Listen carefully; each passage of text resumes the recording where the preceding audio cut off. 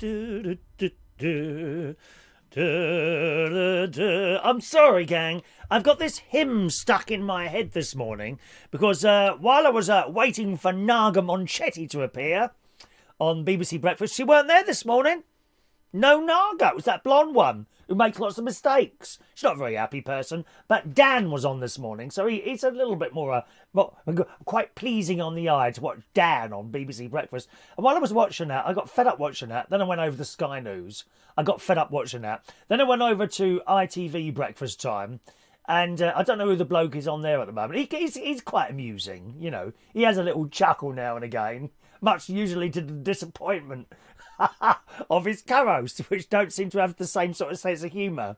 They had one very, very odd-looking dressed doctor on there this morning, I must say, on ITV Breakfast. And then I thought I'll have a quick look on YouTube, see if Gary's there. He's not back yet, Gary's British Talk Show.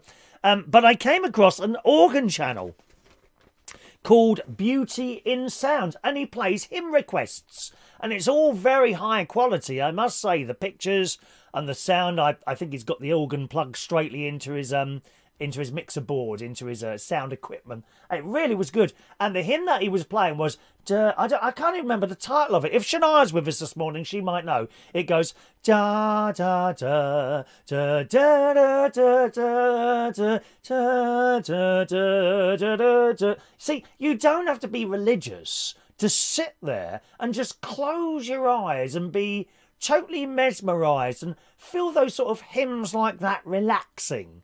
So nice. And the channel, if you want to give that a go, he's got thousands of subscribers. Beauty in Sound is the name of the channel there. Beauty in Sound. And I can't get that hymn out of my head now. And I wanted to play it on my keyboard, which is in the other room before we started.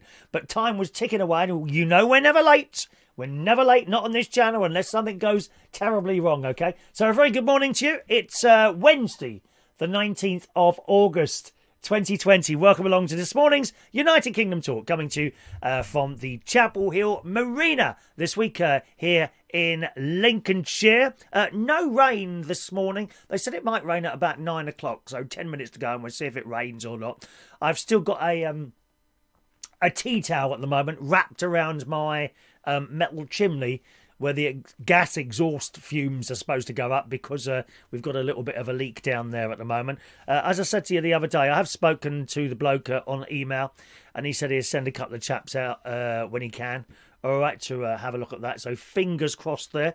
I've got a couple of things to show you this morning, boys and girls. We've got some more pictures sent in by John Parrish. And we've got a very, very, very short video of just a couple of things I saw, or one thing in particular that I saw that was out and about yesterday after the show. Went for a bike ride yesterday rather than a walk. Okay, so I've got those two things to show you. And this morning we require, I think we're going to do a special offer this morning. A special offer this morning. Let's just ask for 15 likes this morning to see those items, okay? So if you'd like to see those items, what you do is got to click the little thumbs up button, which is underneath the screen if you're on a computer, the like button. Click that once. Get it go up once, and as soon as we get to 15, I'll show you those lovely bits and pieces. Let's just say hello to some of you who were there early this morning. John Parrish is off to Scarborough for a few days. How lovely. I love that part of the world. I mean, it's a bit blowy and breezy on that east coast, but it's just such a nice part of the world. Whitby, as you know, I'm a big fan of Whitby and the steam train that drives through that beautiful Yorkshire countryside. Stunning. He's off to Scarborough for a few days, staying in York for a change of surroundings, no doubt in a 5-star hotel, you know, something like that. He's got the cash, John Parrish. Oh, yes, dear. Oh, dear. He's another one of those that comes on places and pleads poverty. Well, the money's falling out of his pocket as he walks along. Doesn't even notice he's so rich. Unbelievable. Good morning, John. I'm sure Sherry's there as well. Good morning, Sherry. Hello to Jason Hughes. Diane Jeb, good morning. Mick Davenport. Oh, sorry, Mick. Was that a permanent thing? Was that... Ooh, let me just move my phone. I moved it over there because I thought it would be better, and it's even worse. There we are. Let me just move that phone over there. That's the texting phone. Sorry, Mick. I thought it was just one day you were coming off. So you're being removed from the weekday bingo completely. Is that right, Mick? Is that right? Do let us know. Good morning to Michael Pullman in Australia. Morning, young Michael. Joey Millen, up nice and early today, Joey. What's wrong with you? Why are you upset? Have you wet the bed, dear? Did have a little accident? Doesn't matter. Happens to us. Happens to all at work. Doesn't happen to me, but it probably happens to you quite a lot. I think sometimes you can look at people and decide, who wets the bed and who doesn't. And I think you do quite often, don't you? Eh? There's a text coming in now.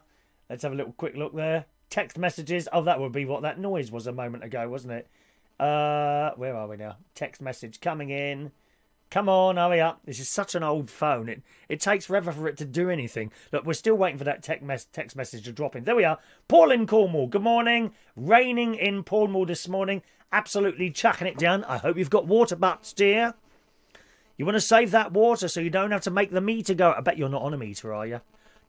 Are people in Cornwall on water meters or not? Huh? You practically empty that reservoir, don't you? Whenever the sun's been out for 2 days. I'm sure you do on your lawn. Morning, Paul.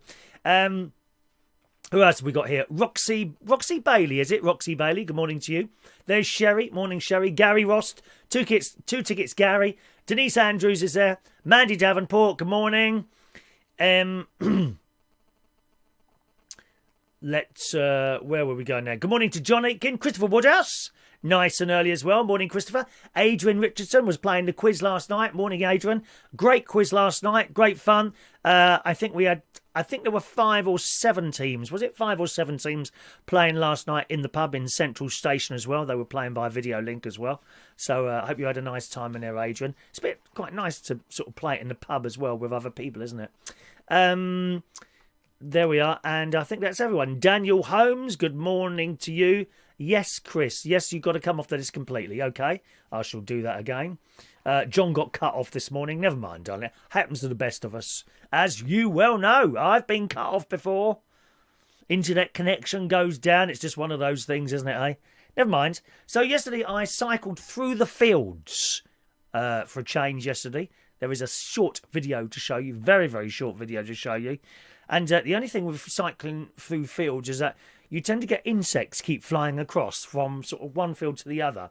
I think in one field they were growing, looks like wheat or barley. Is that the same thing, wheat and barley? It looks the same to me. It's like a stalk like that with little bits coming out like that, isn't it? So if I was a piece of wheat, I'd probably be more successful than a YouTube host, to be honest. No, at least I'd end up in a piece of bread, wouldn't I? People could eat me. I could be in your mouth. If I was a piece of bread, I'd probably be more successful than a YouTube host. It's in there. It is like that, and it's got these little things like that. Now, I noticed the wheat yesterday. Some of it was drooping, and you know how it is, girls. Once it's drooped, bye bye. You can't do anything with it. And it doesn't matter as hard as they try, and they try very hard. Oh, it'll be all right in a minute. No, it won't. Once it's gone down, that's it.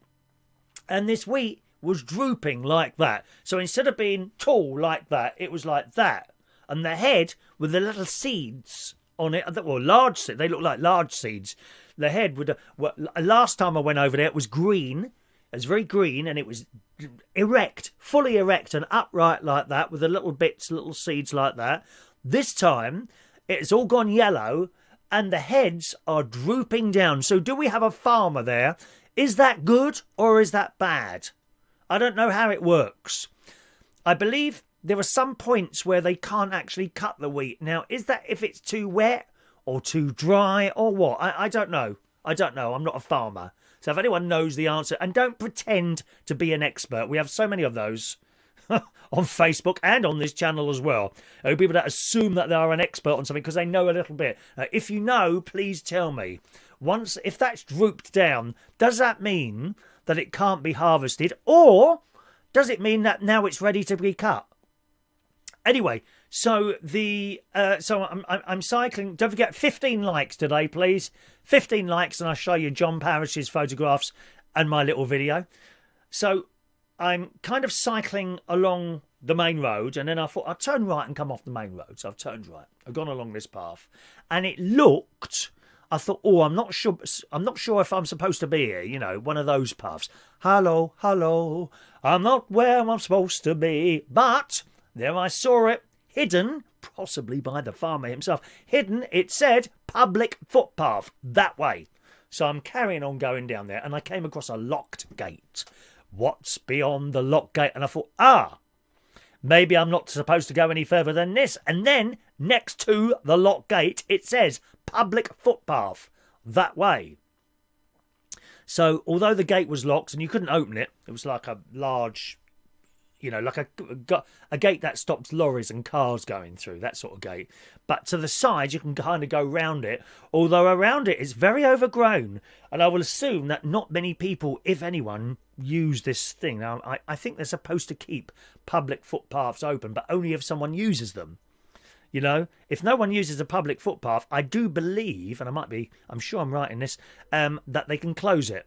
Not 100% sure. Anyway, so I went round this gate and carried on, and then the path kind of, the sort of gravelly, it wasn't not gravel, you know, like a muddy, stony path. It ran out and became like tractor tyres. So I just carried on following this round, but it became more difficult at that point to cycle, of course, because you've run out of, tarmac or whatever you cycle on. And then now and again, when you hit mud and that sort of thing, it becomes very difficult to cycle. So then I carried on going around, following this thing, and then the tyre tracks split up, and one went that way, and one went that way, but there was no sign, so I didn't know what way to go. Oh, do you know what? I've got an ordnance survey thing on here. I could have looked at that, couldn't I? And it would have told me. So I kind of stopped at that point and thought, well, this is a bit hard going now. So I turned round and came back again. But while I was cycling down this path, of course, fields either side, and insects kept flying across and hitting me in the eye. Don't leave your mouth open when you're cycling along. That's disastrous. I had a wasp fly in there last year. Do you remember? Got caught here, fortunately. Didn't go to the back of my throat. I think I had my mouth closed a little bit at the time like that. I was like, anyone else cycle along like that? I think the cyclists in London do, because they get very, very angry, those cyclists in London, don't they? Oh, bless them. There they are, great big fat things, the same size as me, cycling through London in their blooming lycra. Please do me a favour. What do they think they are? God's sake, there I am, pair of old shorts, I haven't even got a hat on. Cycling away on my 1950s bike. Terrible. But these insects are flying from field to field. Of course, you keep flying into the damn things. Big flies and, oh dear, horrible things. Anyway, so that's what I did yesterday. And it was nice. It was nice, I must say, going through the fields. No one around. No one around at all. Just as I like it. Nice and peaceful and quiet. All right. Okay. What else have we got here? So great quiz last night. Thanks very much, those of you that played the quiz last night. It was really very good last night. Very enjoyable, certainly at this end. I hope it was for those of you that played it as well last night. It's only a little bit of fun. That's all it is. Oh, there was one sad bit. There was one sad bit yesterday. Oh, it was so sad. So I've cycled there, and on the way back, I'm cycling along, and I just happened to look to the side of the road, and there's a little dead... I say little, it wasn't little. There was a large dead animal by the side of the road. Poor badger. I thought it was a pig at first that had fallen off a lorry or something like that, but it was a badger. After sending... I did take a couple of photographs to send to my nephew to find out what it was. A little dead... Not little, a large dead badger. If you've got a large dog, it was about the size of that. Oh, bless it. And flies were eating it. I felt so sorry for it, you know. But that's one of the things. When you're driving along, sometimes these things suddenly... I've done rabbits before, and it's not a pleasant experience, really.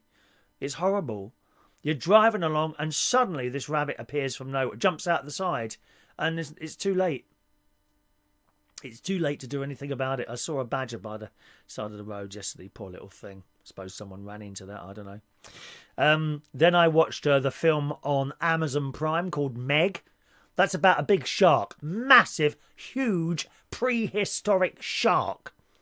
So these people are doing sort of an expedition, you know, and they've got this underwater base thing, and they go out and look for things. And they found this kind of level in the sea that they think is the bottom of the sea, but they've got a feeling that there's something beyond it. So this thing goes down, and then it goes down through the bit they think is the bottom and finds another area. And down there are prehistoric things that they thought were dead. One of which is this massive shark, which is like 25 metres long.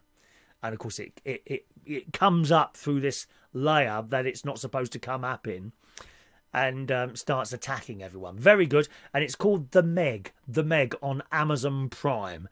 Okay, if you want to give that a little view on there, Amazon Prime, The Meg. And yesterday I managed to achieve technology yesterday. I'm so happy because I don't find things very easy. But Apple Pay. So I've got one credit card on there, American Express one, but not everyone takes that card. Sometimes, which is strange. I understand they don't take the American Express card, but I just assumed if it was on Apple Pay, although Apple Pay connected to American Express, I just assumed, well, they take Apple Pay and then you try and use it and it won't work. Oh, we don't take American Express. Oh, I thought this was Apple Pay. Well, it is, but with American Express. And last night, I'm very happy to report, I achieved the adding of a different card to my iPhone. So now I've got two. How clever is that? I'm a clever clogs this morning.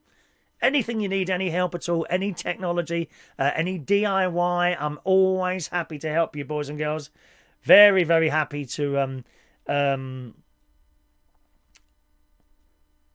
very, very happy to add you and give you help for just £3.75. I was going to say £3.50. I'm going to have to put it up due to inflation. £3.75 a minute as a text chat service. Don't you hate those? Anyone to talk to anyone on the phone, or you've got to do a text chat. I hate that so much. I really hate that a lot. But there we are, a little bit of a technological achievement that I had to share with you this morning. I've added another card to my Apple Pay. Very pleased about that. So that's that. And what else? I think that's everything. That's everything I've done, really. We've got a little. We're going to Skegness on Thursday. Me and the family. Me, Sharon. I don't know if Martin. I don't think Martin's coming this week for some reason. I think he's busy or something. So me and my sister, whose birthday it was on Sunday. She was 55 on Sunday, my sister. Incidentally, there's a video of our whole sort of afternoon birthday celebrations, which you'll find on the Butler's Empire channel. Okay, Butler's Empire channel.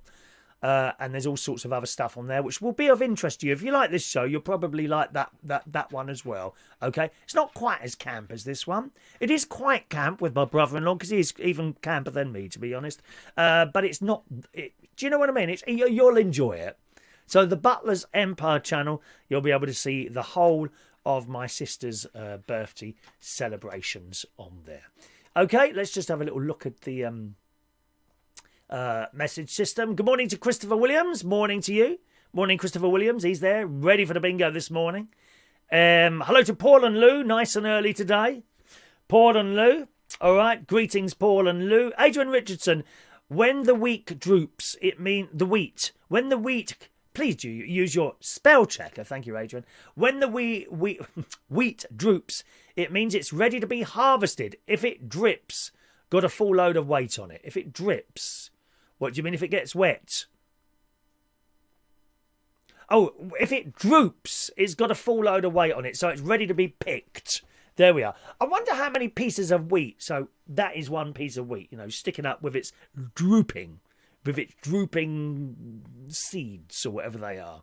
I wonder how many of those it takes to make the flour that you need to make a loaf of bread. Some clever clogs are, oh, well, it depends if it's a small loaf or a big loaf. Well, there's people like that all the time. Looking for questions, aren't they? So let's just say a medium loaf, to be more accurate. Oh, yeah, but how much does that weigh? I don't know, do I? How many sticks of wheat, or whatever they're called, does it take to make the flour for a medium loaf of bread? There's a question. Be interesting, won't it, eh? Give you something to do. Those of you that just like to sit there just tapping away on Google all the time. How good is your raffle car? How economical is it? Oh, my RAV4 car, you mean, Adrian? Are you using... There you go. There's the link for the Butler's Empire video this morning. Good morning, Martin. That's my brother-in-law, Retro Restore. He's the one who does the Camp Butler's Empire. Okay? Just click on that link a little bit later on, and you'll be watching the whole of my sister's celebrations, as well as other stuff. They do gardening, all sorts of stuff on that channel. So you'll find that of great interest there, boys and girls. Okay. Oh, someone's just sent me a £5 super chat. Diane Jebb. Oh, thank you, Diane. That's very kind of you, Diane. Look at that. Gosh. A £5 super chat has just come in from the lovely Diane Jebb. Thank you, Diane. I didn't expect that this morning. Thank you, Diane. Let me give you 5 free raffle tickets. We've got a prize for the super chatters every week, boys and girls, on this channel. Each week the prize changes. Okay, this week it's one of our, and it is navy. Oh, you can. It does look navy, doesn't it? It's a navy hat, and there's a picture here. There's a picture of me. That's our little logo there. That's really old, that logo, and it's about 15 years old, the logo.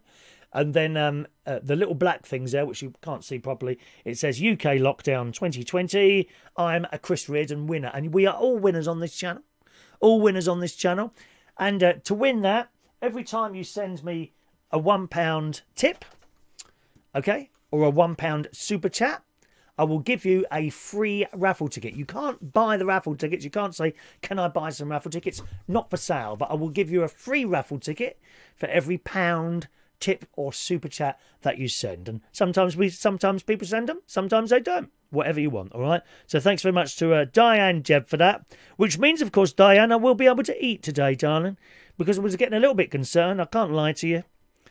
I was getting concerned. I mean, I've had to cut down on my food, you know, just to 3 packets of biscuits a day and 10 bags of crisps, unfortunately. Things. I mean, luckily, the Lincolnshire Television Studio Complex, there's your numbers there. You don't need to actually know the numbers, though, anyway. All right, my love. 981 to 985. Oh, we nearly run out of tickets in that book. Nearly run out of tickets. We, what was I saying? Yes, I'm not too far from the bins here. So sometimes after the show, you know, if I'm going for a walk or something like that, I might have a little look in the bins, see if anyone's thrown away a half-eaten sandwich or something like that. Quite tasty, you know. Nothing wrong with them. Some people worry about food that's gone out of date or that might have been chucked away. You know, if you brush the flies off or cut the bit of mould that's been growing on the corner of the cheese, it's perfectly all right. I don't see what the problem is. There's far too much food waste in this world. Adrian, how good is your RAV4 car? How economical is it? Okay. Well, I do long distance driving mainly, Adrian, and I tend to stick to round about 55 to 60 mile an hour on the motorways, and I get about 55 miles to the gallon, and it's a big car. It's quite big. You know, if you was, I would assume, I don't know, actually Martin will be able to tell you this, I would assume if you were choosing a Toyota Yaris, which is much smaller, therefore lighter, I would assume you'd get more miles to gallon out of something like that if economy is your big thing. It is with me. I'm more interested in economy than speed, or what would you call it, performance? Speed or performance? I'm an economy driver, okay? So if you, but I do like a bigger car because I have to carry stuff around. Well, not at the moment because we're not working at the moment, but carrying stuff around like sound equipment and all that. That's why I've got a big car. And plus, I like to sit up, if you see what I mean. A Yaris, you will be sitting down lower, of course. But what I would assume you get more economy. So mine, I would say about 55 miles to a gallon on mine. All right. Me camp. There you go. A link to Campness in the chat box. Very good morning to our silent viewers as well there, who aren't in the chat box. We are very aware that you're there. Many more of you than in the chat box, so good morning to you. All right. Hello to Fun Things to Do with Tech. He's got a little recipe there. Recipe there for bread. That does look like bread. Yes, bread. Recipe for bread there. If you want to make some bread. I'm sure Mick Davenport, who is head of baking on this channel, makes bread there. Morning to Park Nest.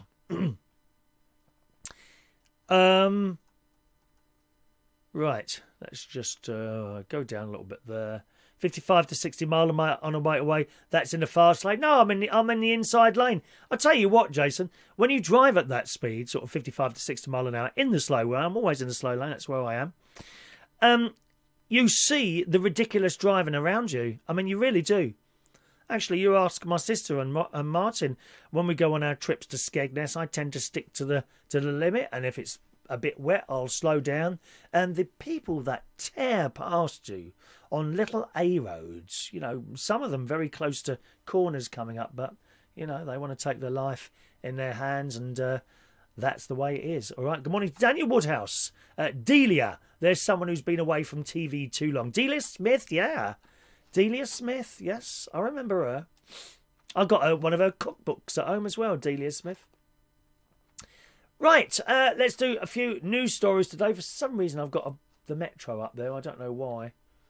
Why have I got that up? That wasn't on my story list this morning. We got one game of bingo coming up for you a little bit later on as well. And the raffle tickets as well. It's all happening today. All happening. Incidentally, the Super Chatter raffle is tomorrow. That's for the hats, okay? The Super Chatter raffle is tomorrow morning at somewhere between 8:45 and 10 o'clock, all right? Dirty Dancing. Do you remember that film? I had the time of my life. And you have the time of my life. That one. Do you like that film, Dirty Dancing? It's all right, isn't it? Good film. Iconic. Well, they're going to make another one. In the Daily Mirror this morning, we are ready to have the time of our lives again, as a second Dirty Dancing movie is officially happening. Does that please you? It's such a long gap between the last one. Not like now, is it? You know, films come out and they tend to release another one within a year or two, and then another one, and then another one. When they sort of go back and choose an iconic film and then redo it, the trouble is everything's changed around us, isn't it? You know, so it's not quite the same. But nevertheless, Lionsgate, which is the film company, isn't it, have announced that the much-rumoured follow-up is going ahead with the original star, Jennifer Grey, appearing in and executive producing the film. Wow.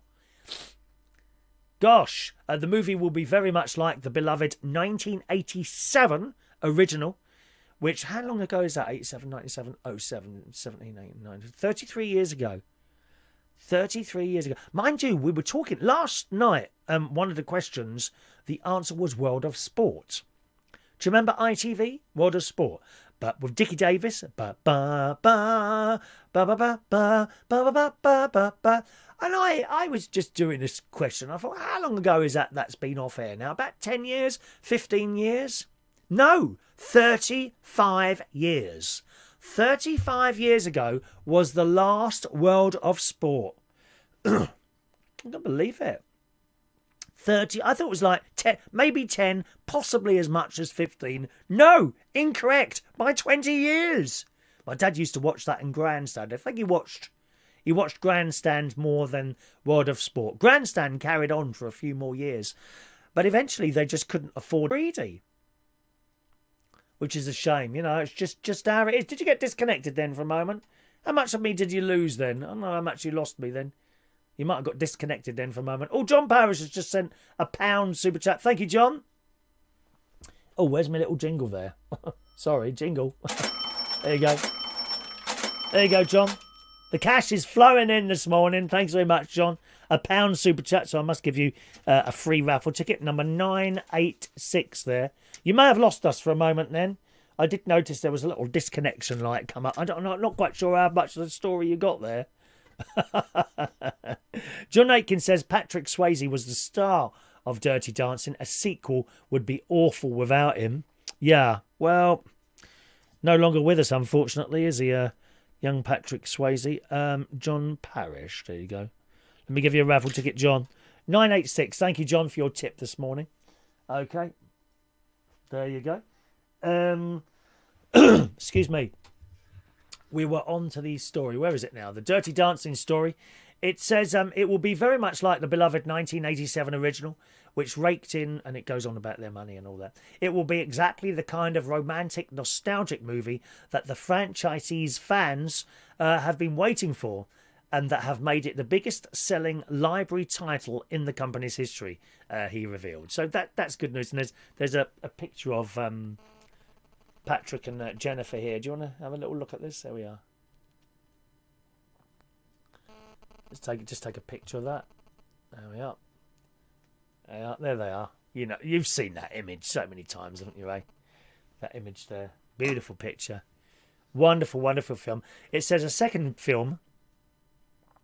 movie was first rumoured back in July, with the company saying it's one of the worst kept secrets in Hollywood, as he made the announcement today. 3 months ago, Lionsgate teased they were working with Gray on an untitled dance movie, but refused to say if it was linked to Dirty Dancing, but indeed it is. So there we go. Something to look forward to there. It made huge stars of Jennifer Grey, it says in the story, and the late Patrick Swayze, who appeared as student France's baby houseman and dance instructor Johnny Castle. She looks fantastic for her age as well, Jennifer Grey. As I do, incidentally. I'm sure you'll agree with that, won't you? The movie is about forbidden lovers. Premiered at the 1987 Cannes Film Festival to huge acclaim, it became a box office hit in its cinema release. So something to look forward to there. Would you like a good film? I personally am really looking forward to James Bond whenever that comes back. You know, I think they pushed it back to sort of September, October. Not that I'll be going into a cinema, an enclosed cinema, to watch that. But I've noticed, certainly in Bracknell, or near Bracknell where my house is, that there's been a couple of open-air cinema experiences where I think you sit in your car.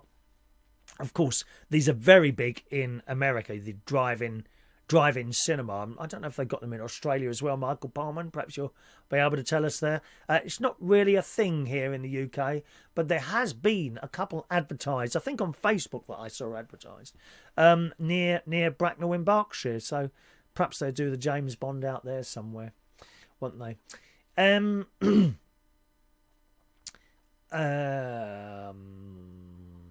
Dickie Davis is 87 years old now. 87 years old. Gosh, is he really?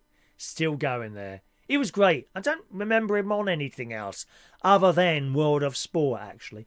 Ba-ba-ba, da-da-da. It started off with them firing a clay pigeon, didn't it? Do you remember the opening sequence on World of Sport? It started off with this clay pigeon going out, and it went bang, and someone fired, and it exploded, and it went ba-ba-ba, ba-ba-ba-ba, ba-ba-ba-ba. Oh, I used to love that music. That and Grandstand. Good morning to Maureen joining us this morning. Morning, Maureen. Maureen's on London on a big telly. How's the picture this morning, Maureen? Is our picture holding up for you today? I do hope so. I hope so. John Aitken says that Grease 2 was terrible. Agreed. Dreadful. No, I don't know anyone that has ever asked at karaoke to sing a Grease 2 song. It's just not memorable, are they? Jason says some things are better left alone. Yes. Dirty Dancing remake is one of them. No, I don't think it's going to be a remake. It'll be a continuation. A sequel. I'm not keen on remakes either. Although there was one that I thought was quite good. I can't remember what it was now, though. There was one remake that I thought they did pretty well, and I can't remember what it was now. Dickie also presented the snooker, did he? Okay. Okay, good. All right, what else have we got here? Drivers. Now, it's funny. We often talk about this on the channel. Driverless cars. We often talk about this.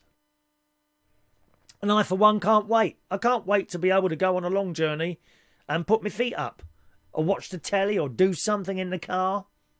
Well, in the Daily Mail this morning, And I also noted it was on the BBC News. They were talking about it. Drivers could be allowed to take their hands off the wheel, send a text, or watch a film on a busy 70-mile-an-hour motorway, with the government set to look into ways to allow self-driving cars on Britain's roads. Now, in my RAV4, I have lane assist. Okay? So if you're holding the steering wheel, you're not supposed to take your hands off the steering wheel, right? If you're holding the steering wheel, now and again you can feel it pull slightly to the left or to the right on a motorway. Doesn't happen too well. Well, I don't think it does work actually on the sort of the streets of London or anything like that. But certainly on a motorway, so you can be driving along. And if you go, you're supposed to sit in the middle of the lane. If you go slightly over to the right or slightly over to the left, you can feel the steering wheel slightly move to pull you back in again. Now, this is easily overcome. You just hold the steering wheel and push it further to the left than it's trying to pull you to the right, and you simply override it like that. Okay, it's quite easy. But if you just hold the steering wheel lightly while you're in that lane, you're fantastic. And if you're not holding the steering wheel tight enough, a message comes up and it says, put your hands back on. It thinks that you've taken your hands off the steering wheel. Well, in fact, I haven't. I've just got them on there loosely. And it tells you then to put your hands back on the steering wheel. Otherwise, the lane assist will switch off. And then if you still don't do anything, you suddenly feel something, it stops working. So then you'll go over lanes. But it's quite good. It's not at the point where you could take your hands off the wheel and let it just go on. But they're saying there's a new thing they've got now. It says in the Daily Mail, technology that automatically keeps cars in their lane on motorways without the driver steering could be on the UK roads as early as next year, the government have revealed yesterday. Ministers are examining whether vehicles fitted with an automatic lane keeping system, that's called ALKS, automatic lane keeping system. They always like to do abbreviations on these things, don't they? Should be allowed to use it at speeds of up to 70 miles an hour on some of the country's busiest roads. The ALKS system is classified by the UN as level 3 automation, meaning drivers do not have to be in charge of the vehicle, but must be ready to take charge with warning. So as I say, this is not what I've got. This is a step way up from what I've got in my car. A lot of the cars have now got automatic lane assist, whereas I just explained to you before, you hold the steering wheel loosely and it kind of takes you left or right slightly, you know. I don't know how it would cope with a seriously sharp right-hand turn, but it may or may not, I don't know. But this is a step up from that. This will actually do it for you, take your hands off your wheel, according to this story. Car manufacturers would potentially have to install shaking seats. So I'm liking the sound of that. Be like being at one of those 4D cinemas, wouldn't it? Shaking seats. Perhaps that'll help with my weight loss program. Oh, do you know, when I do that, I can feel fat shaking on me. It's not a pleasant experience. Although I do like I actually like the feel, I mentioned this before, of my new breasts that I seem to be growing. I quite like the feel of that, you know. It's quite a nice, pleasant feel, that is. You know, if you see me walking around and you'd like to have a little feel, then just ask. It's no problem at all. I'm not going to write to the Daily Mail, oh, someone touched me without asking. Oh, I want to sue them. I want some money. Let me write to the Sun. I'm not going to do that. I'll let you have a little feel. I'm practically giving myself away here. You won't even have to send me a super chat. You just do it. Have a little feel. Go on. Oh, it's lovely. It really is. I can understand now what the straight bloke's like, really. And some of the girls, of course. You know, it's quite a nice feeling. Go on, have a little feel of yourself. Are you doing that, anyone? Have a little feel of yourself, chaps. Like the shaking, if I'm on my bike, especially the old bike, I've got an old bike, it's about 30 years old, that was out on yesterday. It's no suspension on it, and you go over a bump and it all your fat shakes. It just happens there. Well, you're going to be able to do that in a car now with shaking seats. It just gets more and more pleasurable driving a car, doesn't it? Car manufacturers, it says in the story, would potentially have to install shaking seats to alert drivers when they would have to take control of the vehicle. However, the driver is not required to monitor the driving environment, meaning they could be allowed to undertake tasks such as sending a text message or watching a film, so long as they could easily retake charge of the vehicle. I think we might have to change the show to accommodate this, you know. This could become the default programme for people to watch as they travel to work in the morning. We might have to change the time. What time do people drive to work? Well, if you've got any job in London, you'll be driving at 6 in the morning to avoid to queue up with all the traffic. Oh, yes, I like the sound of that.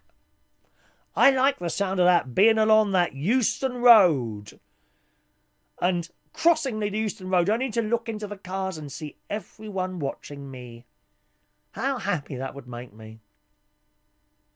I think that would make me very happy. Everyone's watching me. Perhaps I can come to some sort of agreement with car manufacturers. You know, only the classy ones. None of the trash cars, dear. So Toyota, especially Bentley, Rolls-Royce, those sort of cars, I could come to some sort of agreement where I could agree them to have a little video screen installed in the car, which comes on automatically whenever we do a show. You'd never have to miss me. Is that something that's appealing to you?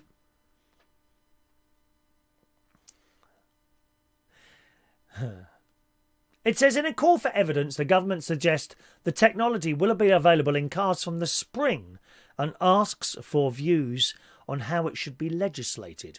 They believe it will make the roads safer by cutting accidents caused by people changing lanes.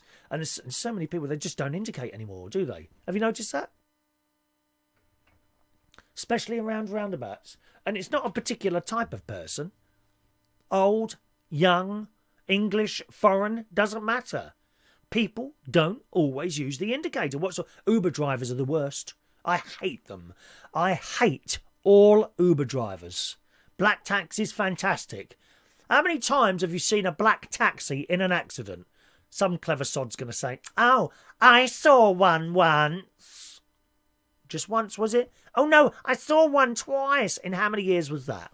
10, 20, 30 years, was it maybe? You don't see black taxis in accident. Very, very, very rare.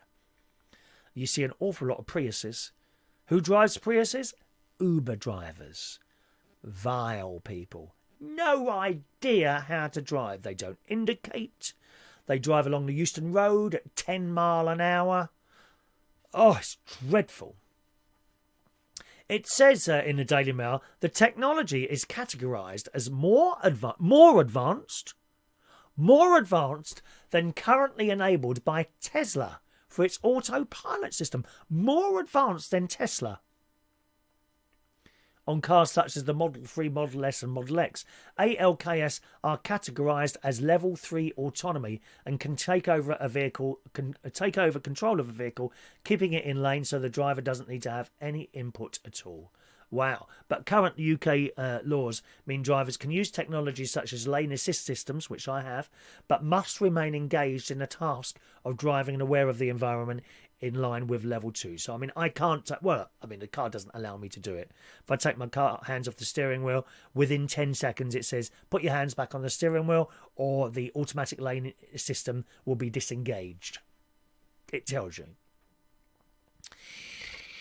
Level 3 signifies that the person at the wheel is not driving when the automatic systems are engaged but can step in at any time and must take over at the system's request. So if it sees something it's not sure about, it will tell you.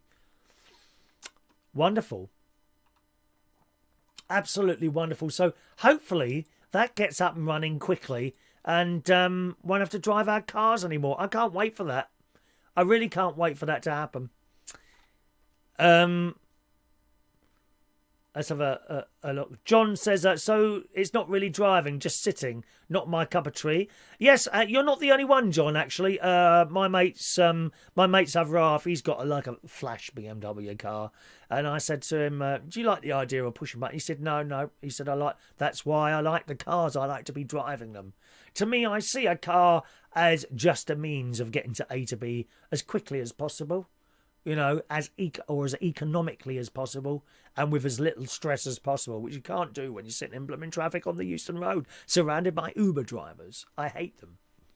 Morning to Michael Lawrence. Good morning to you. Morning to Mark Bowles joining us there. Morning, young Mark Bowles. That's Mark there. Anything of interest there? Michael Lawrence. Chris, along the Euston Road is so slow because of the bike lanes. Oh, yes, I've heard there's a new bike lane on the Euston Road. An entire lane of traffic has been taken out. Now, there's only 2 lanes, or 2 or 3. Is it? Hang on a minute. There's 2 lanes for the underpass, isn't there? Or was it 3? 2 lanes, I think there's 2 lanes on the underpass. They've taken out a lane of traffic on the Euston Road. If you know the Euston Road, you'll know how busy that is. My mate reported this to me the other day. He rang me on his hands-free, right? Rang me on his hands-free, and he says, you ain't going to believe this. I said, what? He said, they've put a bike lane in.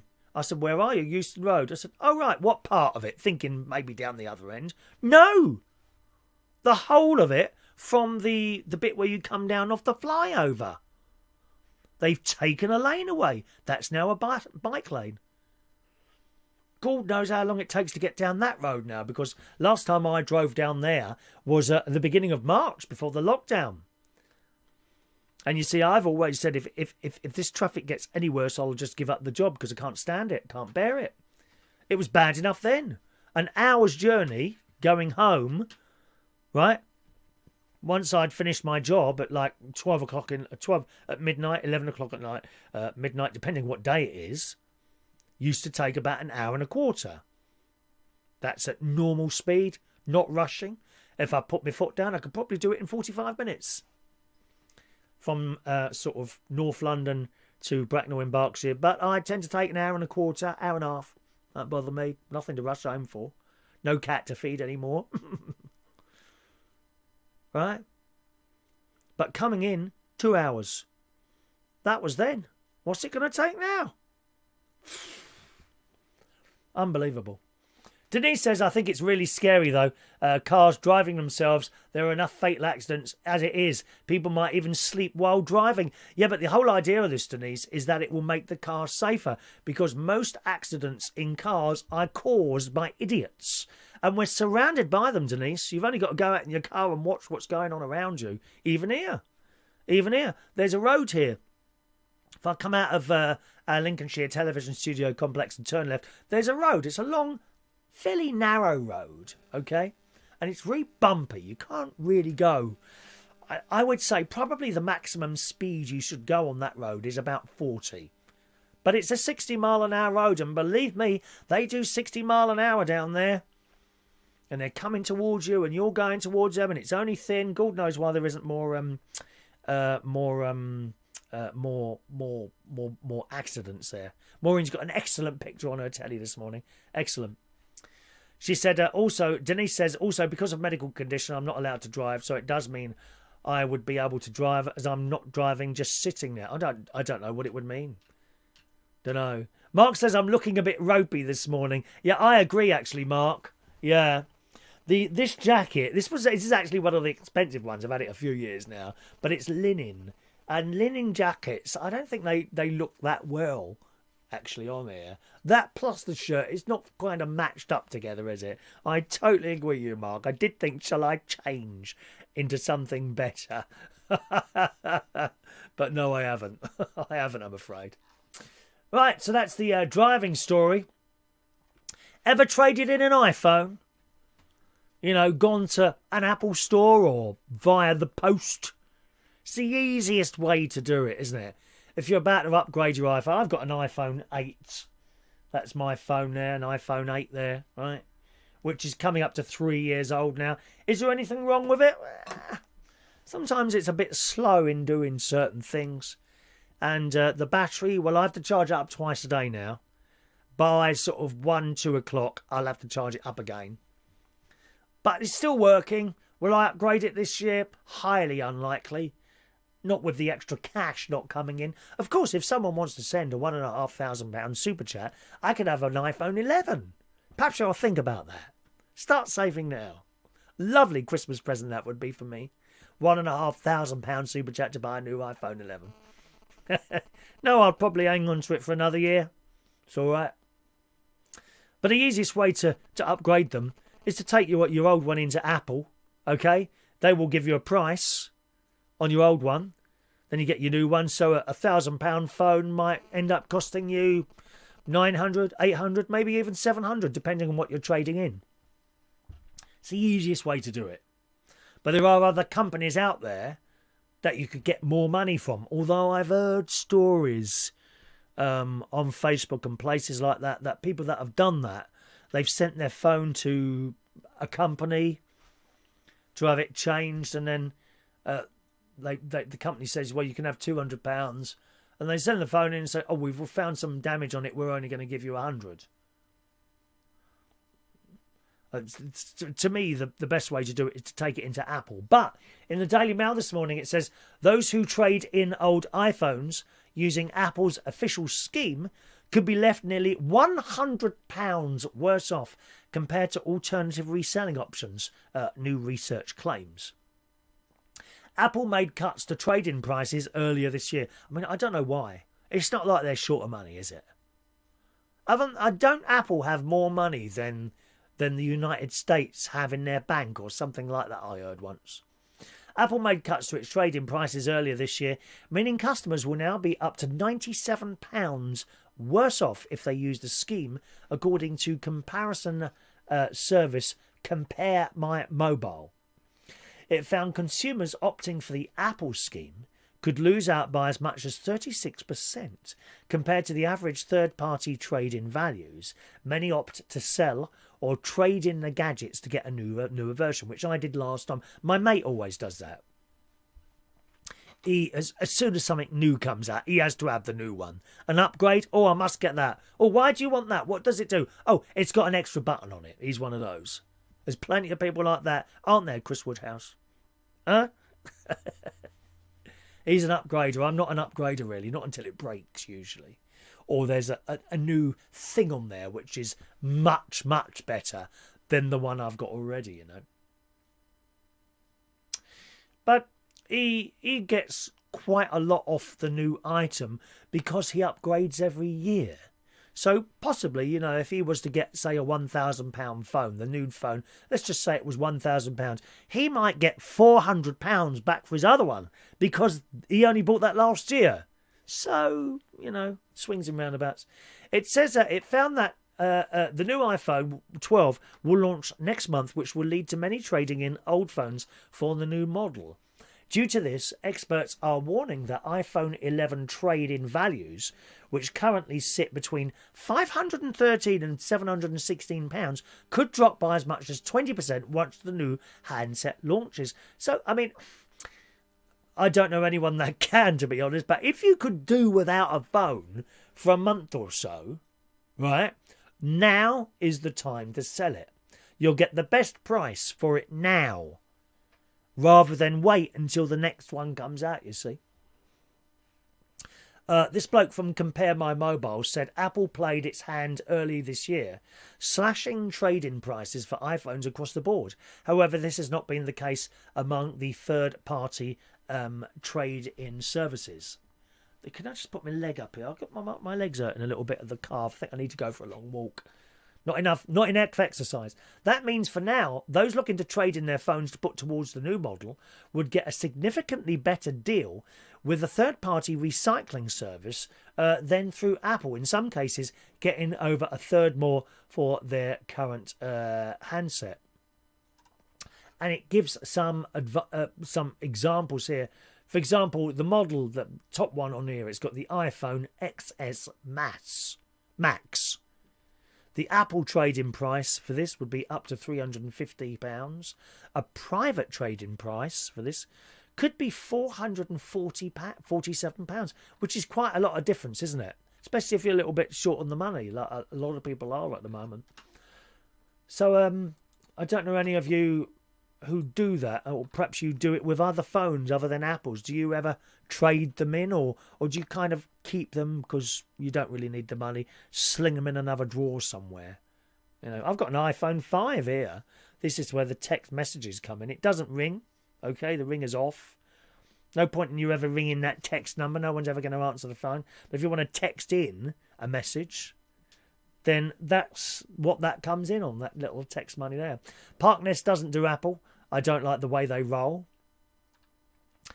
I have to say with the Apple stuff, it is very expensive. Is it overpriced? Yes, I think it probably is. But it's a closed system. Stuff doesn't seem to go wrong on it, really. And when it does, you just walk in or make an appointment at one of their Apple stores and they sort it out there and then. That's why I'm with them. That's why I'm with them. Their customer service is really good, I've found. Really good. And you go in there and some geek, and they're all different ages as well. I'm always surprised to see that there are people working in the Apple store of my age who actually know about these sort of things. There's not always youngsters in there, you know. It does kind of work, I think. Michael Pullman, my phone is on life support right now. Is it that old, Michael? Thinking of upgrading my iPhone X. Oh, he's got an iPhone X? Well, I mean, I've only got an 8. Why is yours on life support? What have you done to it, dear? So you're watching too much of this, Michael. That's what it is.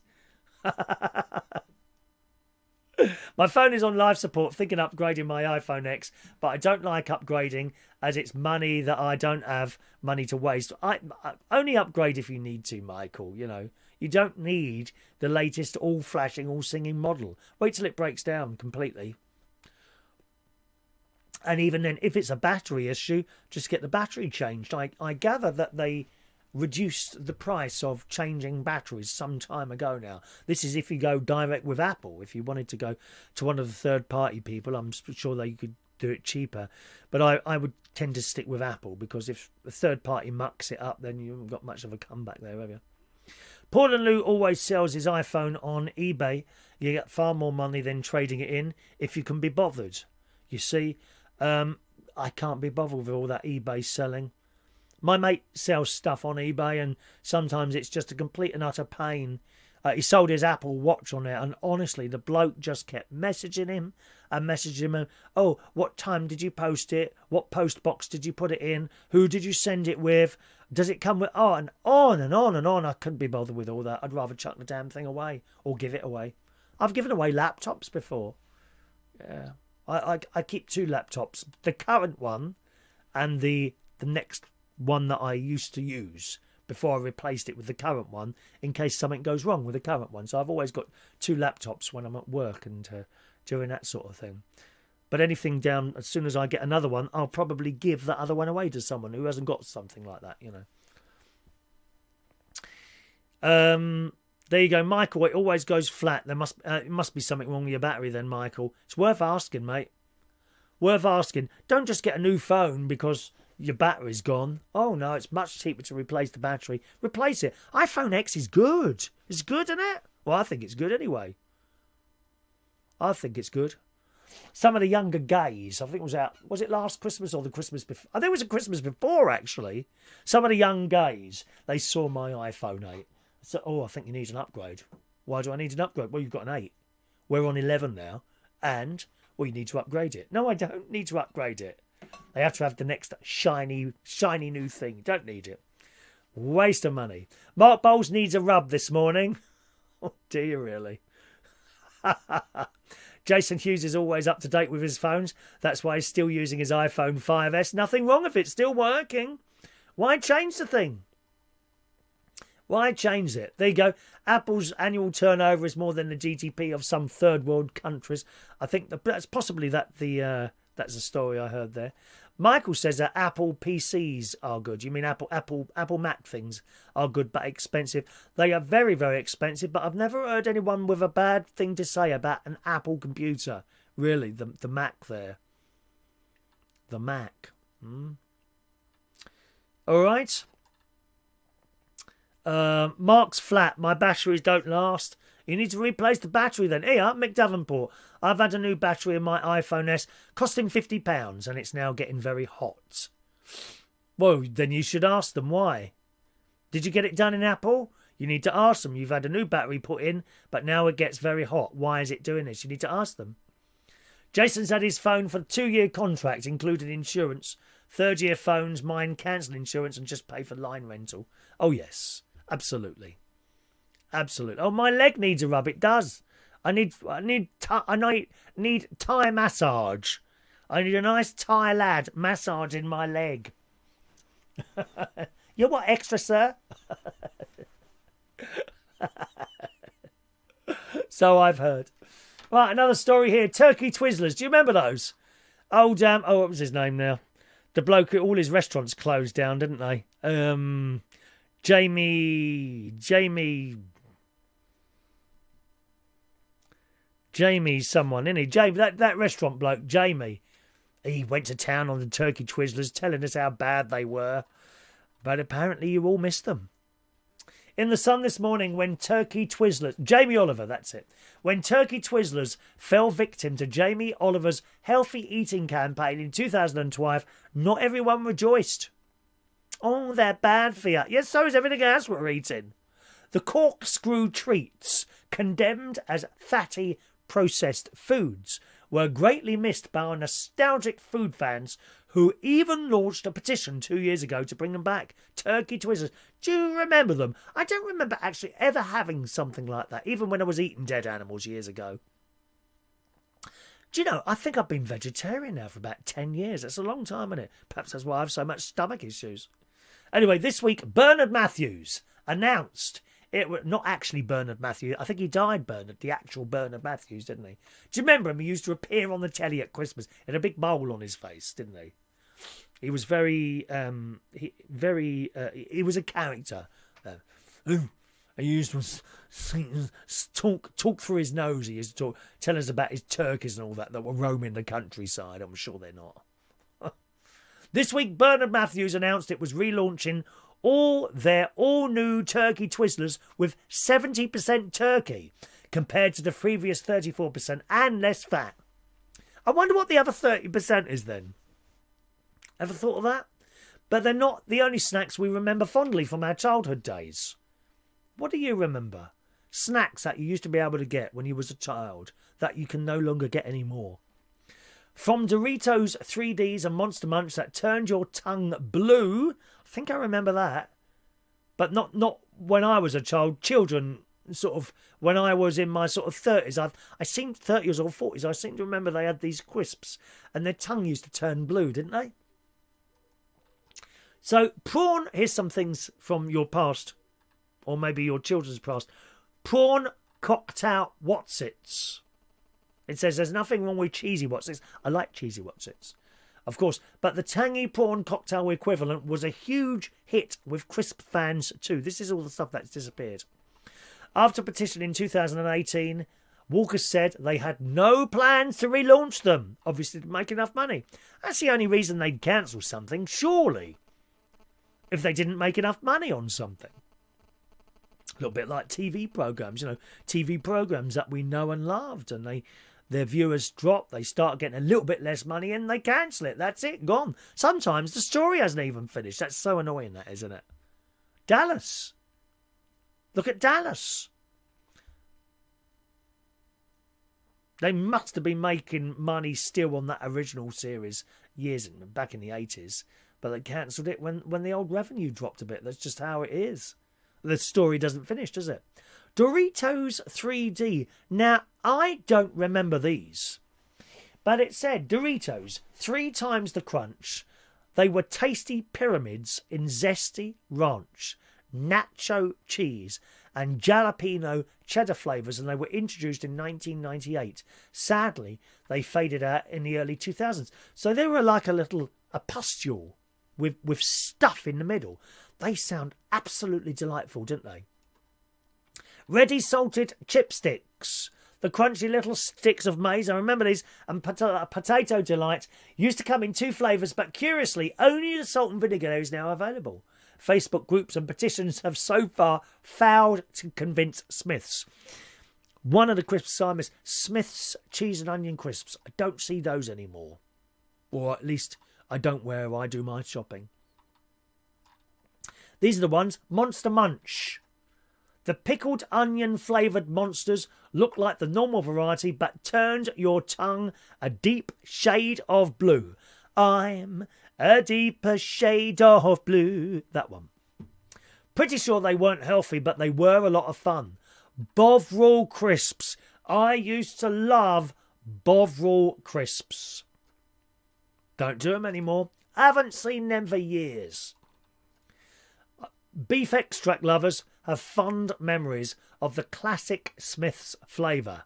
Vegetarians, not so much. God, I remember that crisp packet as well. Let me just take a picture for you. Show you this. How are we doing on the likes? We'll have a little look in a minute. There we go. Look at those. Remember that crisp packet? Bovril crisps. Oh, yeah. They do Marmite crisps. I think they're Marmite crisps. They're okay. Walkers do those. But you can't always find those as well.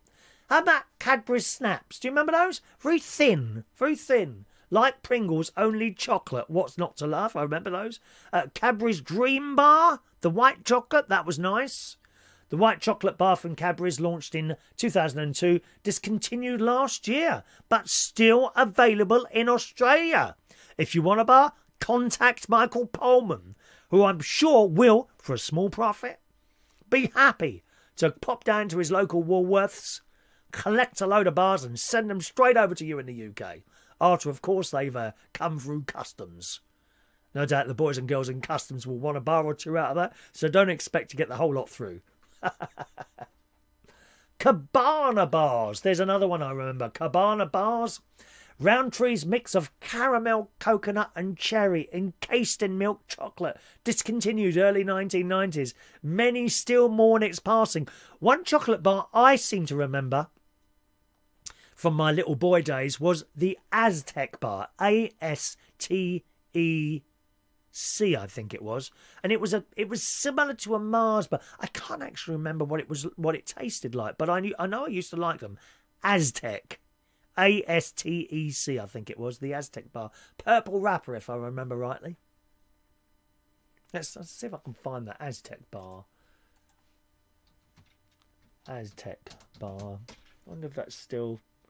Cadbury's 1968. Good God. There it is. Aztec bar. There it is. There it is. The Aztec bar. Yes. You're right. See if you remember this one, boys and girls. Right, you've got to be old to remember this one. Aztec bar. There it is. Used to like those. Aztec. That's it. That's the one. Gosh, now what was in that then? I have no idea what was in that. Made of milk, here we go. Made of milk chocolate, nougatine and caramel. The Aztec bar was hugely popular after it was launched in 1967. Gosh, all those years ago. I certainly remember. There it is. Similar to the Mars bar. Similar to the Mars bar. It says, oh gosh, there used to be, hang on a minute, let me just bring up that story there. There used to be about a 5-minute advert for them at the cinema. A 5-minute advert for Aztec bars. They were quite scrummy and half a penny cheaper than the Mars bars. Where did they go?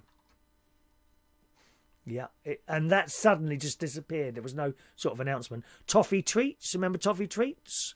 Mars Treats came in peanut, toffee and chocolate, but in the 1980s they were dropped in flavour of M&Ms and Minstrels. Not the same, dear. Not the same. Peanut Treats recently made a comeback, but Toffee Treats are still a distant memory. The Echo Bar, you remember the Echo Bar? Cream-filled biscuit came in 5 different flavours, including milk chocolate, mint, caramel crunch, orange and hazelnut. Oh, how delicious. Everyone as delicious as the last. Spangles. Spangles. There's another one.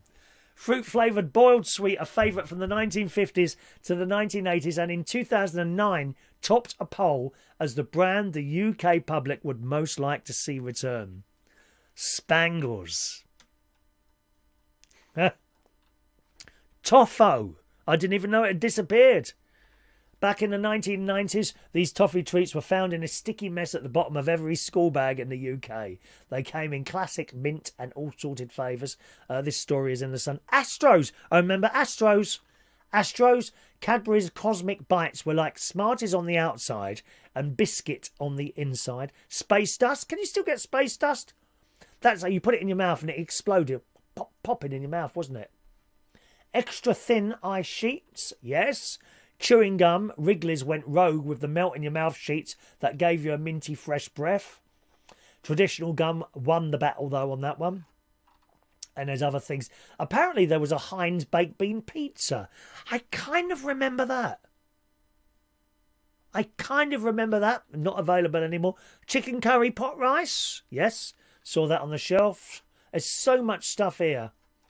There is so many other stuff there, but we've got other stories to do, so leave it there and see what you're saying. Anything you missed there at all? Michael Pullman says the Cadbury's Dream Chocolate would cost a fortune to freight from Australia to the UK. Ah, yeah, but there's some very, very rich people watching this programme, my darling. All the stars are watching this programme, trying to get little ideas for their own shows, you know. People earning thousands of pounds per show. I mean, I've got £5.90 today. I'm not complaining, dear. Not complaining.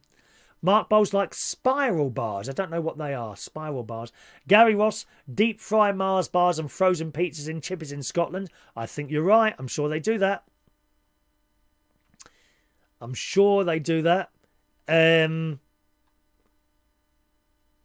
John Aitken, they're going to remake marathons again for a while instead of Snickers. Good.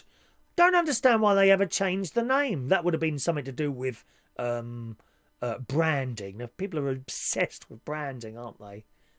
You watch that blooming what's that program with Alan Sugar? You know the one, The Apprentice. Watch that. They're always going on about branding, aren't they? So important, branding for money. If you're not led by money, it doesn't matter. Marmite nuts. Daniel Woodhouse. Yes, I think my girlfriend gave them me once. They sound quite nice, Marmite nuts, actually. Parkness says you can get Marmite flavoured peanuts. Bovril, not for Jason Hughes. Gary Ross thought I said bog rolls. Turkey drummers for Jason Hughes.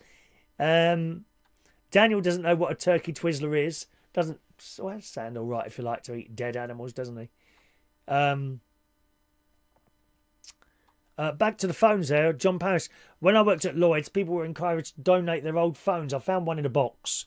Thought too good to throw away. When I used it, it was full of the owners. Oh, did you see dodgy pictures on there, did you?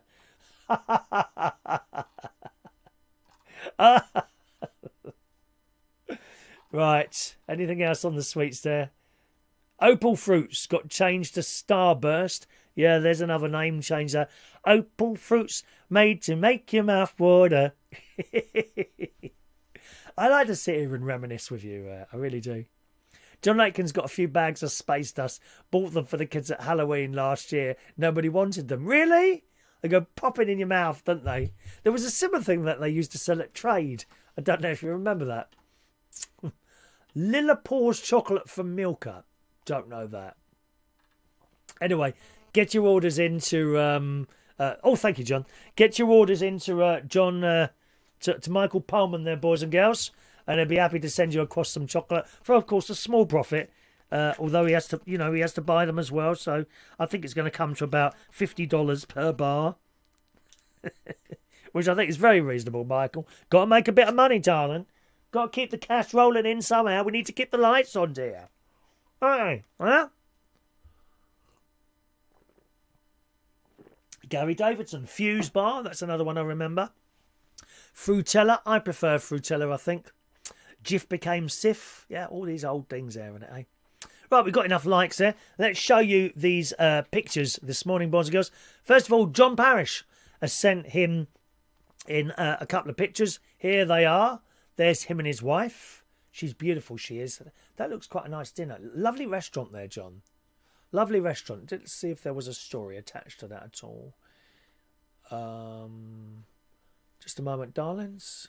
Where's the story? There we go. 18 years ago. That's his wife. 18 years ago when they met. Is that like a... Oh, she's gone. Never mind.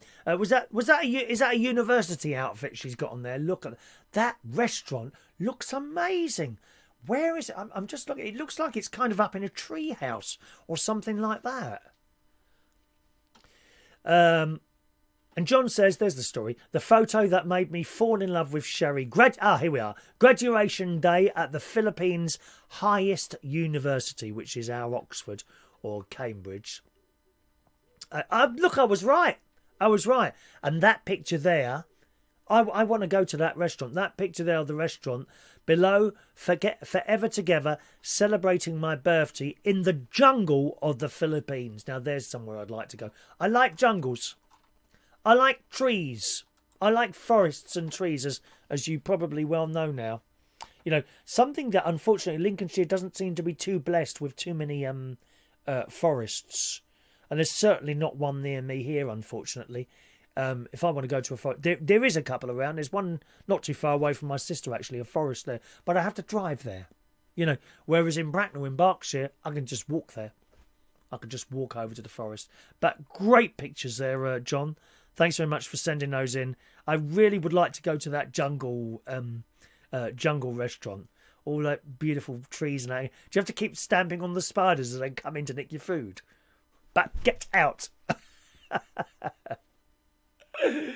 Oh dear.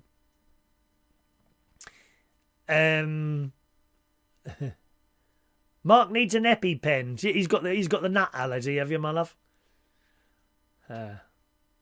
There's a collection, says Denise, of jigsaw puzzles, sweets cupboard, 1940s through the 1980s. Great to look back at. Thank you for that there. Well, I won't be giving you any nuts, Mark. Don't worry about that, love. When you eventually leave her and come and live with me, there won't be any nuts for you, my love. I don't think you could put up with me, could you? John Aitken's been to the jungle in Thailand, and Bali's stunning. I'd like to go to Thailand. I really would. I don't think I'd like... I don't think I'd like Bangkok, to be honest. I don't think I'd like Bangkok. However, I think I would want to go there to experience it and have a walk around and see what things they do there, really. All right? Always a text message. I'm sorry, I don't know why that's picking up this now, because it's quite far away from the computer. Perhaps I might try it on that side and see how it goes on that side. Stephen, thanks for the quiz last night. It was fun per usual. Thank you, Stephen. Just sat on the services with my lorry off the motorway near Blackpool, so he's busy at the moment. Where can I put this so it won't interfere? Did I have it over? I've got to put it behind me, which means I must remember to look for it. I'll have to remember to look for it then. I won't put it where you can see it, because every time a message comes in, someone, oh, quickly, Chris, there's a message. Like it's the most important thing in the blooming world. I'm going to put that there. That might work. Can't have that noise interfering with us. Good morning to Mari. Just arrived in Bristol this morning. Good morning, lovely Mari. Morning to you. Mark Bowles is working on leaving her. Not long now, Chris. Oh, dear. Well, maybe Christmas. We could have a lovely Christmas together. A little tree. I could put my central heating. We can lay by a radiator. Or if we come to my caravan under one of my air heating units. Something like that. Gary Ross, you're a celebrity on morning telly, Chris. Maybe Ant and Dec will give you a call to prepare to appear in I'm a Celebrity Jungle. I don't think so. I don't think so. I don't think I'll be eating any of that stuff.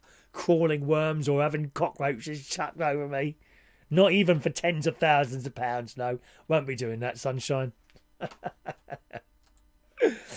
And talking of all these old types of foods, in the Metro this morning is a story about orange twirl. Don't remember seeing this. I know the Twirl bar, which is kind of like a cheap, like a bit like a copy of a flake, really, isn't it? The Twirl bar. Well, yesterday, Cadbury's have announced news that they are reintroducing the chocolate orange Twirl bar.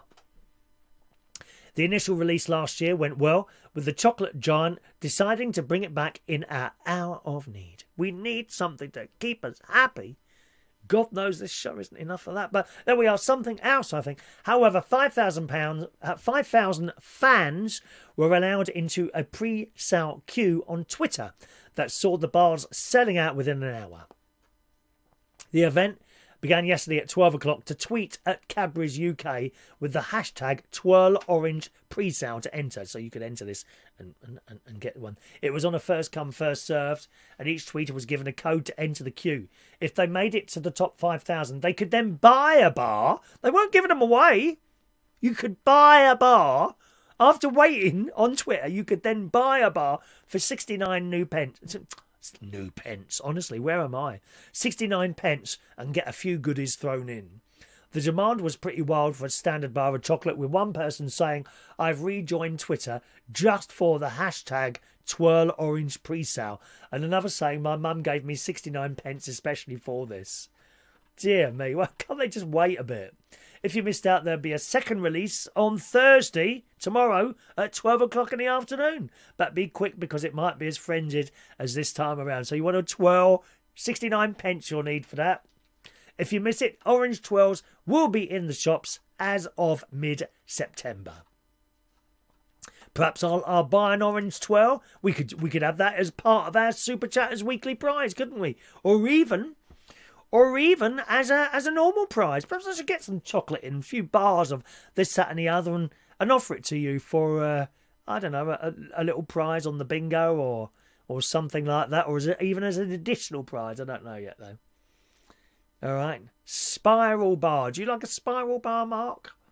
Is that something that you might like there? That's right, John. I'm a Celebrity is going to be in a Welsh castle this year. That is right. We've done that. We've done that story already, dear. We're way ahead of everyone else. We lead, others follow. I've heard that all the staff from Talk Radio and LBC watch this show just to get ideas for their little shows, you know. I am a leader. I'm a follow the leader, follow leader, follow. That's another song I keeps coming in my head. That awful, and it's an awful song. Give Me the Light. You know what? By what's his name now? Just give me the light. Just give me the light. It's awful. Rude customers. Rude customers in restaurants. Awful. I've seen it. I've seen it with my own eyes. Rude doesn't touch it with some of these people. Who the hell do you think you are, going in a restaurant shouting and screaming because something's not quite right? And they moan. Just make a little comment. Moaning, but they're just so rude. I've seen it in bar staff. Or towards bar staff. I've seen it towards bar staff. I've seen it in restaurants, and the worst examples I can give you is the Kentucky Fried or KFC in Clapham High Street, where someone's been given chips. Where's the rest of the chips? Well, they're there. I want more chips. Give me more chips. Of the rudest people ever. In the Daily Mail, diners using the Eat Out to Help Out scheme have been slammed as rude by overworked staff as the number of half-price meals sold under Rishi's plan hits 35 million meals. Well, that obviously worked, didn't it? Go Rishi! I like Rishi. But a lot of these people are not used to go into restaurants. They don't actually know how to talk to people without being rude. Bit like the people that go over Swinley Forest in Bracknell. They never used to go over Swinley Forest. You know they haven't been over there before because they just chuck their blooming rubbish all over the place. Then idiots like me go over and clear up after them. It says in a Daily Mail, disgruntled staff working across the nation's eateries have shared their frustration after being met by rude customers eager to take advantage of the government scheme. Under the scheme, which came into force earlier this month, restaurants charge customers half price up to £10 per diner on Mondays, Tuesdays and Wednesdays, and then claim the money back from the government. However, the move has now seen a number of restaurant bosses pulling their venues out of the discount scheme, with some claiming the initiative was actually losing their business money. And I understand that. You know, if you're a decent person, And I like to class myself as a decent person. I hope a lot of you are. I know a lot of you are as well. If you're a decent person, you do not want to sit next to that family that are mouthing off, swearing left, right and centre, speaking in loud voices. That's not why I've gone into a restaurant. Rude, disgusting people with no conscience against, no consideration for anyone else. I will do what I want to do. That sort of mentality. And God knows there's enough of those around. No consideration for someone else. You get it in caravans, on caravan sites, not where I am in this particular spot. Really? Making noise and loud radios blaring out. What about your neighbours? I don't care, I'll do what I want. That mentality. I'd be horrified if my neighbours had to knock on the door and say, could you turn the telly down a bit? I have it louder when they're not there. If I know my neighbours are next door and I know they go to bed early, I will make sure that telly's as quiet as possible with me still able to hear it. I actually looked to see if I could connect my Bluetooth headset. I've got a Bluetooth headphones to my telly so that I could watch it with those on while my neighbours are there. But unfortunately, I couldn't get that to work for some reason.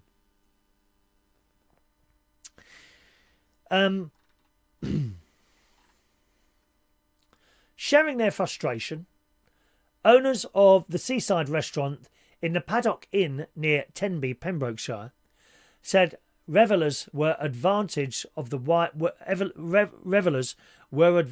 I mean, who's writing these blooming articles? It says revellers were advantage of the widely popular scheme. Well, that's bad writing, isn't it? Revellers took advantage of the widely popular scheme and had shown extreme levels of rudeness and caused staff nothing but grief. You know the sort of people these are. These are the sort of people that should just go to McDonald's and blooming well stay there. We're upsetting everyone else who's got decency in them. The Paddock Inn in Wales said it joined on as a perk to customers, as the custom is already there for them anyway. But as they only have one chef in the kitchen due to restrictive social distancing measures, meals were taking longer than usual. And sometimes they do. The restaurant said our team have persevered in order to accommodate those looking to get highly discounted meal, which has brought them nothing but grief. The government scheme doesn't really do much for us, as the customer is already there, but we decided to do it for you. However, we are seriously considering pulling the plug on this due to the extreme levels of rudeness, lack of understanding, and a complete impatience of some of our recent customers. Well, I mean, that says it all. These people are used to pushing buttons on a little flashing screen and then waiting 3 minutes for a burger and chips to arrive. They haven't got the sense in their stupid heads. They haven't got more than one brain cell in their head to work out that actually, if you're having a steak and chips and vegetables, it takes a bit longer to do that than a burger that has already been cooked a couple of minutes ago and is now waiting in a warm shelf in a fast food restaurant. No, they're too thick to understand that, aren't they? It says if you are incapable of this, then go somewhere else. We are currently discussing among ourselves whether or not to continue with the scheme, as it's simply not fair to expose our staff to this kind of behaviour that we've seen this week. Yeah, that and your normal customers who understand that you are busy. What I object to, you know what story's coming up now, don't you? What I object to is places where they're empty and yet they take half an hour to come to your table and take your order. A particular place was the Chain Bridge restaurant in Boston. Dreadful. It was about 12 o'clock, 12:30 in the afternoon.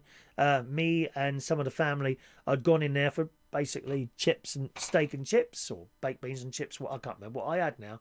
Some vegetarian option that I had, right? Honestly, it took so long to do it. It was unbelievable. And while we're waiting, staff members are having their lunch. Why would staff members in a restaurant be having their lunch at lunchtime? It's a blooming restaurant. And then when it came, there was hardly any chips. So I said, oh, there's not many chips on there. That's a portion, mate. So there is... Some of these restaurants don't know how to talk to people as well. Had that been my restaurant, oh, I'll get you some more chips. No problem. How much does a potato cost, for Christ's sake? Anyway, so there we are. It says that countless staff members up and down the country have now called on diners to make exceptions for busy restaurants and slower than normal service. According to the BBC, the Tavern Inn in Newquay is another venue that's pulled out of the discount scheme. It's just horrendous. The owner told the broadcaster it has brought us nothing but negativity due to the huge demand, causing long waits on food, tables overrunning, and hostility towards our staff.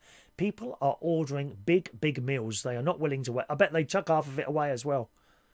Oh, that's disgusting. You know when you go to a Toby Carvery? And number one, okay, so you get the normal size dinner, which is perfectly all right. And then you get people who order the big plates. I don't know what extra you get on a big plate because you can go up a couple of times with the other plate anyway. And you can't really go up more than twice anyway. It's only vegetables. You know, you get... I think you might get more meat, actually. I think you might get a few more slices of dead animals on there. If you're not having the dead animals, you don't need to get a big plate, which is more expensive anyway. But I've seen people in there, they order this, they get the big plate, and it's like a mountain on this plate. Then they sit there and eat some, and they can't eat anymore, and there's all that food wasted on that plate. Dreadful. Dreadful. People are, and I can hear people like that who would be watching this now will be saying, well, I paid for it, I can do what I like with it. That's the attitude. You know, someone's had to grow those carrots and all that effort that's been made to grow these vegetables, and you've just chucked them in the bin. People are ordering big meals, it says. They're not willing to wait for the food. Staff are being shouted at for having no tables or for the service being slow. It's put an awful lot of strain on our waiting staff and kitchen staff. And another one, the Heron Inn in Truro, which is in Cornwall, is another restaurant to retract the offer, citing customers' unpleasant and unwelcome behaviour on why they decided to call time on the scheme. Safety is our main priority, and with us increasing the amount of people visiting us, it's making it difficult for us to manage with social distancing rules in place, they say. We have received unpleasant comments and general unwelcome behaviour from customers when they are unable to find a table due to us having reached capacity. And no doubt, now that those same millennial type people, which is not necessarily millennial type people, are sitting there, they're in the queue, aren't they? On the Twitter. Can't believe I've been waiting more than 20 minutes. I just hate people more and more, don't I? There's a few of us actually who hate people. I seem to be connecting now with other people who hate the general public. I don't want anything to do with them. They get on my nerves. They really do. Awful people. There's another one here. Owner of the Sea Bay Bistro in Crantook, near Newquay, claims the scheme is actually losing her business. She says the customers aren't booking for the days the incentive isn't running. So she gets Monday, Tuesday, Wednesday, and then no customers. In July, we were full every day, but now Monday to Wednesday are absolutely manic, and we are much quieter than normal on the other days. If it was winter, we would be so grateful, and it would have been amazing. Other restaurants and service staff took to social media to complain about working in premises, taking part in the government's venture. So there we are. Another one here. I'm sick of customers being so rude over something I can't control. She says, can't get my head around this. Eat out to help out scheme makes customers act too rude and entitled. You know, this all entitled people. And again, the world is full of them. Entitled people. A little bit like some of the students. Entitled. I'm entitled to A star plus. No, you're not. You've got to work for it. And it goes on. Dreadful. Dreadful. Let's see what you're saying on the chat box. Mornings, Peter Palawoda. Can I play, please? Yes. No. I don't know. Did you get a raffle? Did you get a ticket this morning, Peter? Did you get a Peter ticket this morning, Peter? I know you said you weren't going to play, but I don't know if you've got a ticket or not, to be honest. Don't know if you've got a bingo ticket or not there this morning, so we'll have a look. John Aitken, when I was a barman, if anyone clicked their fingers to be served, I would ignore them. Too right on you. Morning, Tony King. Morning, Tony. I would as well. Rude, I like that. Or a better one than that, John, is when they tap a coin on the bar. How annoying is that? Rude people, dear.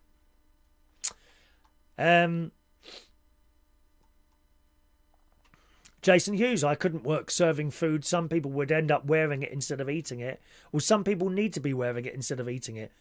It's just shocking how people walk into businesses and talk to people like that. Adrian worked in bars and restaurants. Adrian was a pub manager. People extremely rude. I hate seeing it. I hate people doing it. And if people are rude to me, I'm somewhat rude back to them. As indeed I am. As you well know on this chat box, if you say something to me and I don't like it, I will give you a reply. There are people who don't like that. My answer to that is, well, don't make the comment then in the first place and you won't get a reply like that. There are certain people who do it. I tend to ignore most of them now. But sometimes I'll reply. And honestly, the shock on them, the shock on their faces that they've had a reply that is in the same tone that they spoke to me in the chat or whatever, or out. I'll reply to them. If people are nice to me, I will be there as nice as pie back to them. Absolutely. Sick of these people. Sick of them. Right. Okay. Let's go back down to the bottom there. Good. Peter's got the ticket. Okay, well, you can play then, Peter. That's all right. Oh, I had a note, didn't I, that you weren't going to be there. So to just go over. Okay, so I'll ignore that now. Mark Bowles, people are people are just so self-centered now. No time to respect and no self-pride. Would never have happened years ago. Bring back national service and teach the kids some respect. I'll go along with that, Mark. Something that I didn't have to do. I don't think I would have enjoyed it in the army, other than to look at all the other boys. When I was sort of 18 and 19 years old. But yeah, there is not any respect really from people. And to be fair to the young people, it's not all of them. It's not all of them. And there are plenty of older people who have no respect for other people as well. That middle-aged group, sort of 40s to 50s, is a funny old age. They all think they're blooming entitled. They think they've been here 40 years so they can do anything they want now. That's a funny age as well, really. We're a bit late this morning, aren't we? Carrying on then. Honey. Honey, yesterday my life was filled with rain. Now, I'm trying to read this story, right? But it's covered in adverts. And I don't see a little close button on there. How stupid is that? Oh, that's ridiculous. Let me try refreshing the page. Is that not going to work? I can't see the... There's so many adverts on the page. I can't see the damn story. Here we go. Honey. Honey beats antibiotics. Wow. It says it's long been a folk remedy for an irritating cough, sore throats and the common cold. This is in the Daily Mail again. But research now shows that honey is more effective at treating these ailments than antibiotics or over-the-counter medication. Wow. Experts at Oxford University said doctors should tell patients to have a spoonful of honey. Have a spoonful of honey, helps the medicine go down. Not sugar, honey. The medicine go down. The medicine go down. There was some nice medicine. There was a nice medicine they used to give me. It was pink. I can't remember what it was now. It was a pink medicine. Used to like that when I was a little boy.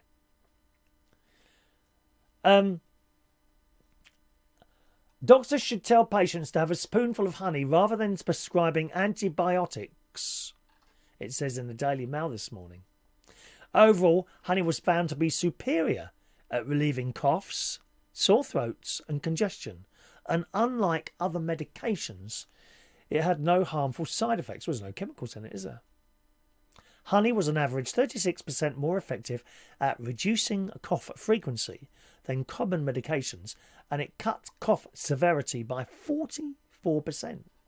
There was also evidence honey reduces the time it takes to recover from URTIs, I don't know what that is, by up to 2 days. Honey was associated with a significantly greater reduction in combined symptoms score, cough frequency and cough severity, the thing said.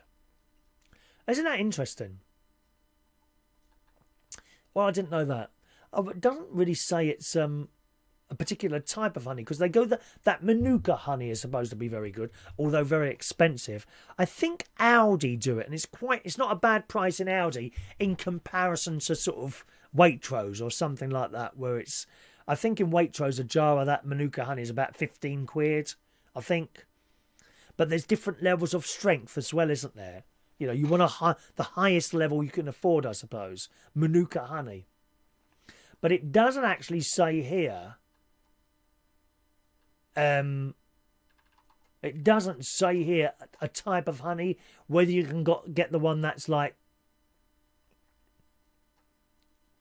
99 pence in the squeezy bottle from Aldi. I would presume that wouldn't be as good as the Manuka one, I suppose. Doesn't really say anything about whether it needs to be Manuka or anything like that.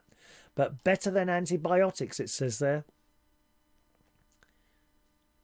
So we must all have honey every day, boys and girls. Peter Palawoda says honey is helpful for bowel inflammation. Perhaps that might help with my stomach issues. Maybe I'll have a little spoonful of honey. Nice. I like honey. Don't you like it? Honey. Those poor bees. Taking away their honey.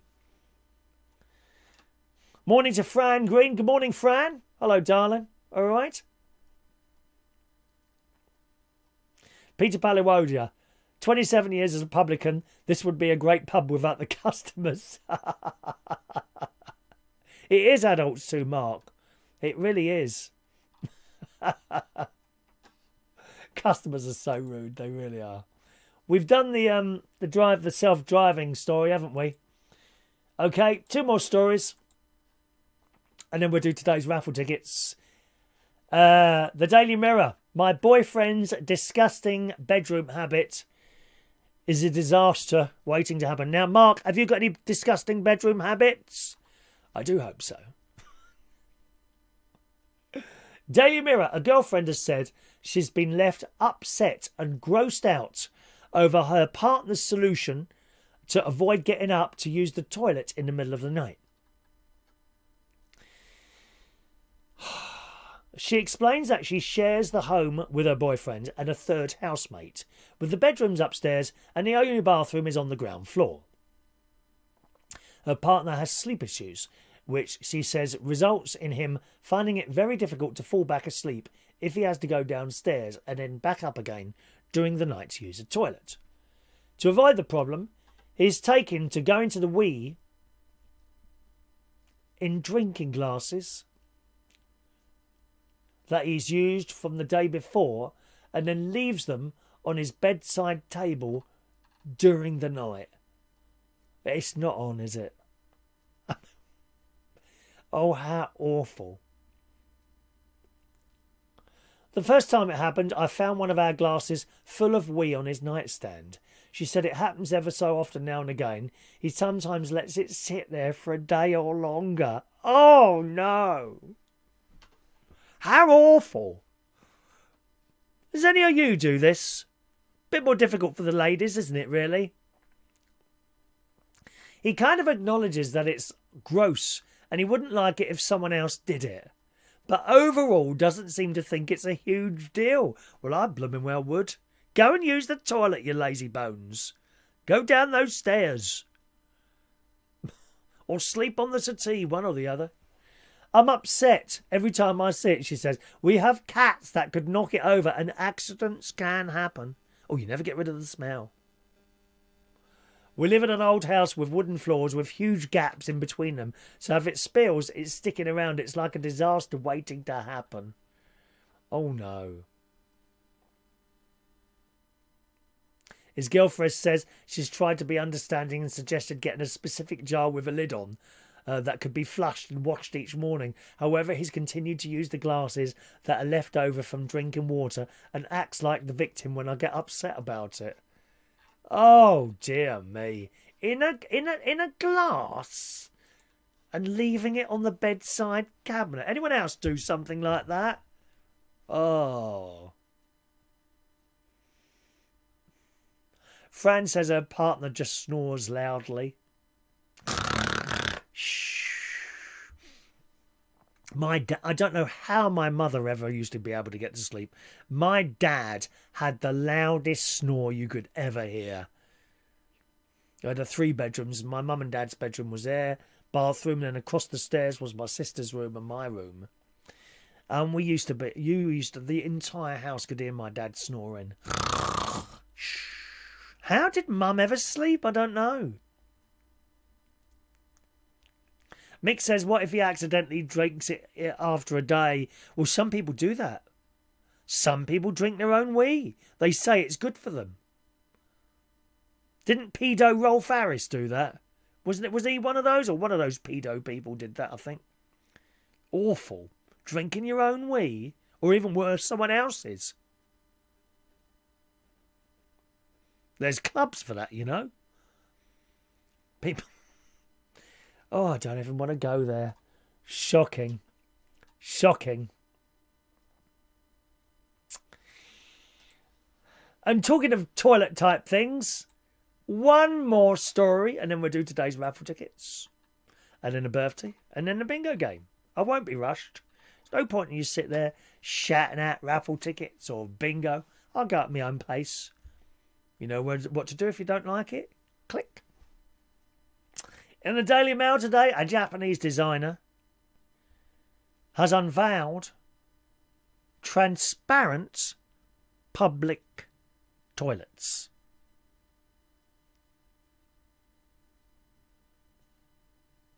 Do you know, if there was such a thing,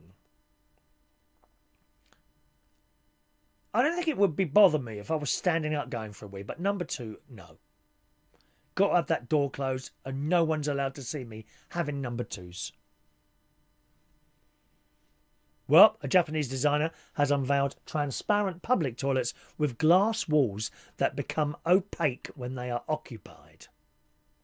Is this something that you might like? Acclaimed architect Shigeru Ban came up with the idea, which he said was intended as a practical way to allow users to check for cleanliness as well as whether the toilet was occupied or not. The unique public toilets are located in Tokyo's Yoyogi Fukamicha Mini Park and the Haru no Ogwa Community Park. Well, you've got to say it first, haven't you? Can you tell me where they are, please? I'm not even going to try it again. Then they're lovely colours, actually. Here's a picture. Oh. There goes the texting phone falling on the floor there. Is that just going to keep falling down there? Oh, you know what I could do? I could put it on vibrate, couldn't I? Then when a text comes in, I know there's one coming in there.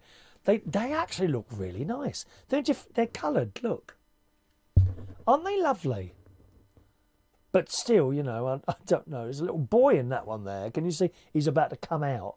And if you look carefully where that little boy is, I don't know if you can see the actual toilet just to the left of him there. Can you see the toilet there?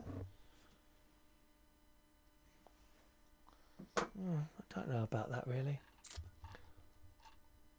The toilets look just perfectly normal.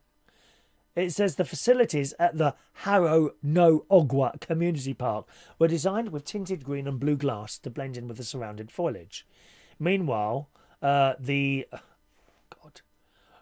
Yoyogi Fukamisha mini park toilets were given orange, pink and purple to use to complement a nearby playground. The design uses new smart glass technology that turns the walls opaque when the door is locked. But you know that's going to go wrong at some point, isn't it? You know, and you'll be sitting there and suddenly everyone will be able to see you. How awful. Awful. There are 2 things we worry about when entering a public restroom, especially those located at a park. The first is cleanliness. Oh, I've been in some dirty toilets. The worst one ever was at the airport in Cyprus. Paphos Airport. just got off the plane and my IBS started playing up. I've come through the security, which was very quick actually. It's all automatic. You put your passport down on this machine and I can't remember what happens. A little ticket comes out now. You just hand that and you're in. Very quick. And I dashed over to the toilet. As I went in the toilet door, this smell hit me. I thought, oh, God. So I opened the cubicle door and there it was. Oh, the smell, I can't tell you. I was very lucky and I went next. You should have seen the mess. I was lucky. I went in. The next one was also free. I got 2 toilets and they were both free. And it had toilet paper in it. So I went in there and closed the door. But of course that smell's coming under. Because it's those toilets that they don't reach the floor or the top. I hate that. I want to go into a toilet where the wall goes from the top to the bottom. Not that bit of wood there. Where a head could come underneath and look at me. Don't want that. Oh, that toilet at Cyprus Airport. I don't know. It must have been there for some time because it stank. I felt sick. Of course, when I finished, I opened the doors. There's a queue of people waiting to go in. Because I got out that plane quick, my love. Business class, darling. You get off first, innit? Yeah, innit? Save the money, dear. Don't worry about an expensive hotel. Spend the money on your flight. That was the worst toilet I've ever been in. And here's a tip. Never, ever go in a public toilet, whether you're in a pub or out and about or in a restaurant. Never, ever go in a public toilet without some tissue paper, even if it's just serviettes. Because you won't check before you've finished. And then it's too late. And then you'll be doing that funny walk. That funny walk because you haven't cleansed your area properly. Or if you're like me, I've got wet wipes as well. I've got the whole lot. I carry a bag into the toilet when I go. I want everything clean, dear. No dirty bums. I never forget great niece Emily. Chris, I'm going to the toilet. Okay then. Can you come with me? Yes, all right. So come to the toilet. Right, I'll just stand outside here. She sat on the toilet. She was 4 or 5 at the time. My niece is in another room. So I'm standing outside the toilet. Leave the door open. Yeah, okay, I'm out here. Just ask me. Back, of course, like that. Then she shouts, have you finished yet? Nearly finished. I've finished now. Okay, then. Can you come and wipe my bum? No, I don't do bums. Tracy! And she's come along laughing her head off. She said, can't you help it? No, I can't. I'm not doing bums. You do it. And I walked off. No, can you wipe my bum? No, I can't. I don't do bums. Mums, dads, I don't know how you do it. And little one, babies, how do you do that nappy thing? Oh, God, no.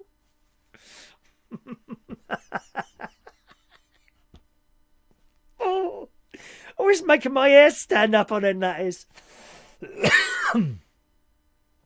It says there's 2 things we worry about when entering a public restroom. Cleanliness, the second is whether anyone's inside. Using the latest technology, the exterior glass turns opaque when locked. These things go wrong, don't they? You can be sitting there. It might come on when you go in and you're sitting there and suddenly everyone can see there's a queue of people watching. Well, it would be if I was there anyway, because I'm an international star, recognised all over the world, as you know.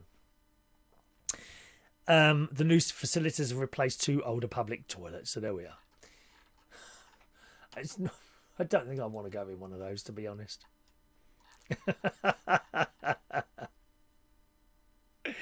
Mick Davenport says, Mandy won't wipe my bum either. No, that's because you're such a bad person.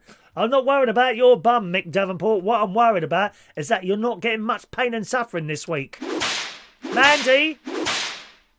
Mandy's in charge of pain and suffering on this travel channel, and she needs to issue it a little bit more towards you, darling. Oh, dear. Poor passengers had to go in there after Chris, says Mick. I can't stand Thunderbox toilet, the smell. What's Thunderbox toilet? I don't know what that is. I'm not quite sure what a Thunderbox toilet is.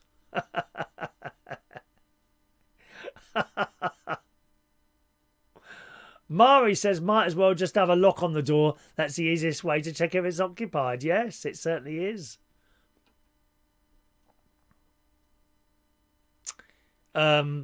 Christopher Williams, you mentioned World of Sport earlier. Christ, that was an hour ago, Christopher. Isn't it funny that people are so behind everyone else? I will say that ITV retained a few elements of it. They had Saint and Greavesy, wrestling, and the results service for a few years afterwards. The wrestling was very different, of course, to the American WWE. It was completely different, the British wrestling, wasn't it? People did actually seem to used to get hurt. Good, that's why we're watching. Mick McManus. Was he the one from Peckham? He used to pick someone up and slam them down on their back. John Aitken, my mum was a terrible snorer. My dad slept in the spare room. Oh, it's just awful, awful stories we've got today. Hello to Adam the Plumber. Good morning, Adam. Thunderbolt is a toilet with like a portaloo. Oh, they're awful. I don't like those. I don't like those portaloos. Disgusting things. And you see them at these music occasions, don't you? The outdoor music events. Dreadful. And they fill up. It's not if the toilets get filled up, it's when. Oh, God. How do you empty those things? Does a bloke have to come along and... Oh, no. That's why I couldn't go to a music event, because I wouldn't be able to use the toilet.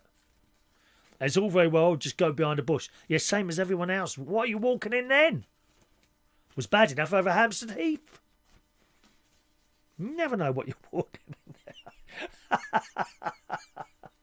there. All right. Who wants a raffle ticket? Speak now if you would like a raffle ticket. If you're new to the show, welcome along. We do raffle tickets every day on the show. This is for the raffle on Monday, and someone's going to win one of these on Monday. Every Monday, someone wins one of those. Or, if you've already got one of those, you can have two of our stickers. Where are the stickers gone? Someone's burgled me. Oh, there they are. Or you can have two of these stickers, okay? The choice is yours on a Monday. But you need raffle tickets if you want to play. So if you'd like a free raffle ticket now, please say, ticket please, and I'll give you one. John Aitken, ticket number 610. Here we go. Maureen, 609. Jason Hughes, 611. Gary Davidson, 612. Mari Lowe, 613. Fran Green, 614. Diane Jeb, 615. Mick Davenport, 616. Daniel Holmes, 617. Joe Woodruff, 618. Mark Bowles, 619. Shania, 620. What's the toilets like on the Isle of Wight, Shania? The public toilets there. Are they quite clean there, my love? Can you recommend public toilets for people to visit if they come to the Isle of Wight there? Mark Bowles there. 620. Mark for Shania. Oh, no. Hang on a minute. Joe. Mark. It's 620 for Tony King. Thank you, Tony. 621 for Shania. Shania hasn't got a fridge magnet yet, have you, love? Shania Steele, head of the Catholic Church on the Isle of Wight. Ross Herndon. Morning, Ross. 622 for our friend Ross. He's also in Australia. Thank you, Ross. 623 for Denise, head of Ducks. Michael Parman, 624. Adam, on the subject of the portaloos, a man has to come along with a bucket and shovel and empty them portaloos. Is that for real? Ain't there like a pipe or something like that that's plugged into some sort of machine to suck it all out? Is that how it works? Please tell me you're not being serious, Adam. Is that how they empty the portaloos? Gary Ross, 625 for Gary Ross. Adam the Plumber, 626.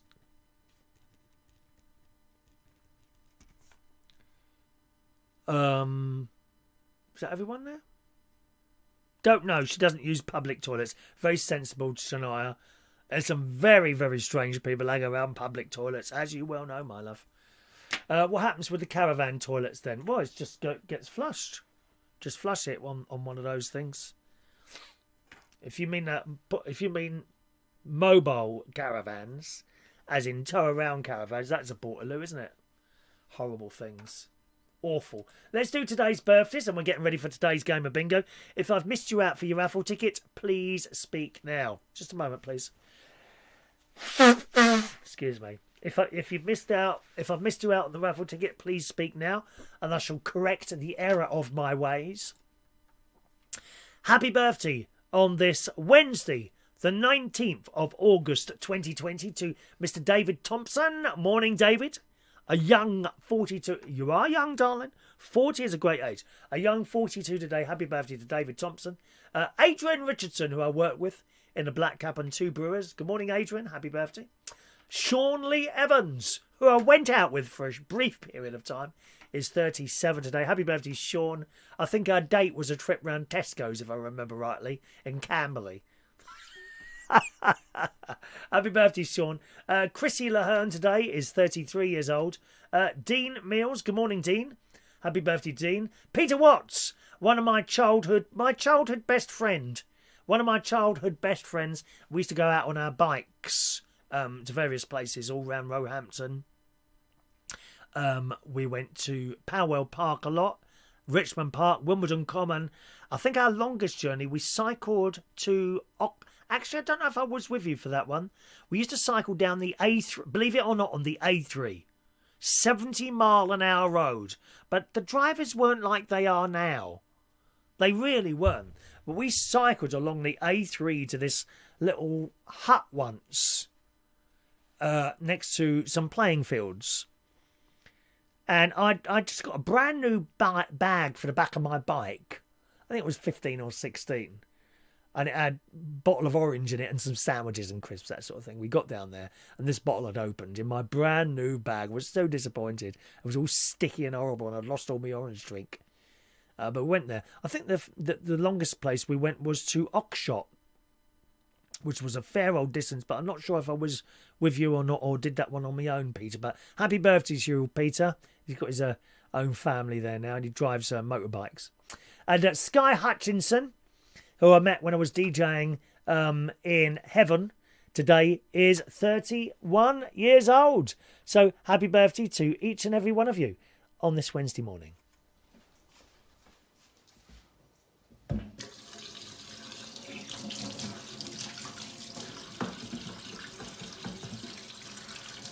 Happy birthday to you. Happy birthday to you.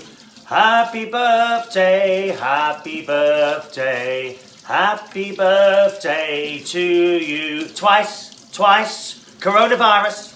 Happy birthday to you. Happy birthday to you. Happy birthday, happy birthday.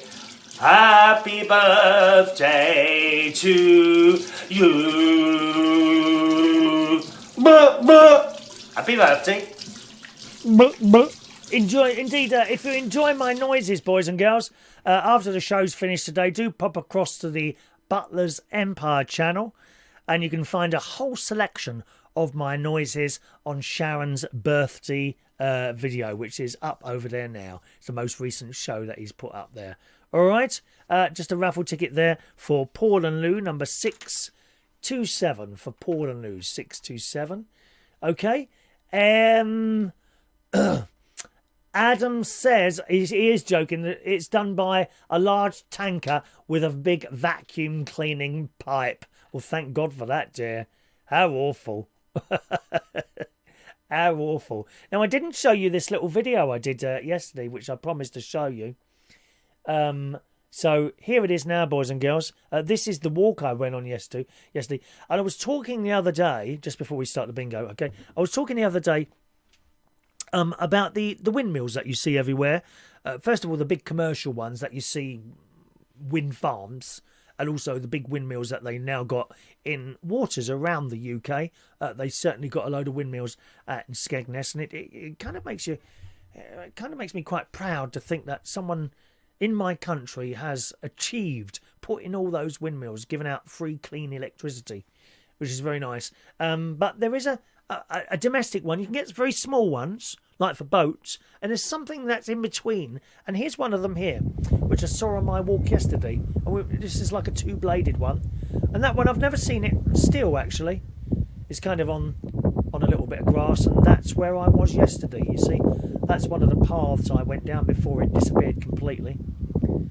And you can see all the stuff growing there. So that's where I was yesterday. Just so nice and peaceful and quiet there. Sorry, I meant to show you that a lot earlier on in the show today. All right. I think, Mark Bowles, I think you need a little bit more patience, actually, dear. I may sing a song now as well. I don't know yet. I may sing a song or something like that, possibly. I haven't decided yet. Shall I sing a song or not? I don't know. Okay, right. Let's play bingo, boys and girls. Now, just before we start bingo, something will be happening in a few weeks' time. We're moving the bingo onto its own channel. Don't worry about that. It's very easy for you to subscribe to that channel. I've set up a website address. All you've got to do on the website, all you've got to do is click on the website address that I'm about to give you, or type it into your address bar, and it will take you directly to the channel. Okay? Because the way everything is at the moment, it's all kind of mixed into one channel. I'd like to separate the bingo onto its own channel. That won't happen instantly, but if you subscribe now and have your notifications switched on now, then you'll be able to do it. This will be used for Sunday's bingo. We won't do it during the weekday, okay? That'll all stay as it is. But for Sunday's bingo, in a few weeks' time, it will be switched onto its own channel and not on this channel. So here is the web address. That's not the web address, is it? Where's the bingo one? There it is. There it is at the top there. How easy is that? Now, that's what you need to type in to your address bar. Not on the YouTube search thing, because it won't find it there, okay? Type that into your address bar. So that's the thing right at the top where you put like bbc.co.uk or something like that. All right? That's it. thebingochannel.co.uk. There you should find it. Just click on subscribe and you're all set to go. That's all you've got to do. And when we move the Sunday bingo onto that channel, you're all ready. You're all ready. Okay? And that's where it will appear. Not yet. I'll give that a few weeks run up for that, because obviously a lot of people, they don't play every week and they might miss it, and then you start getting the emails, where is the bingo tonight? It will be on there on Sunday nights. Okay? But not yet. Subscribe now and then you're all ready to go with it. Alrighty? Easy for you as well, Peter. Yes. In that address bar, you know where you type www.something.com.co.uk? That's where you would put that, all right? So just type in www.thebingochannel.co.uk and it will take you straight to that page. Click the subscribe button and there's a little bell click the bell next to that as well and have all notifications set to on. And that will be happening in a few weeks' time. Okay, alrighty gang, let's play today's game of bingo.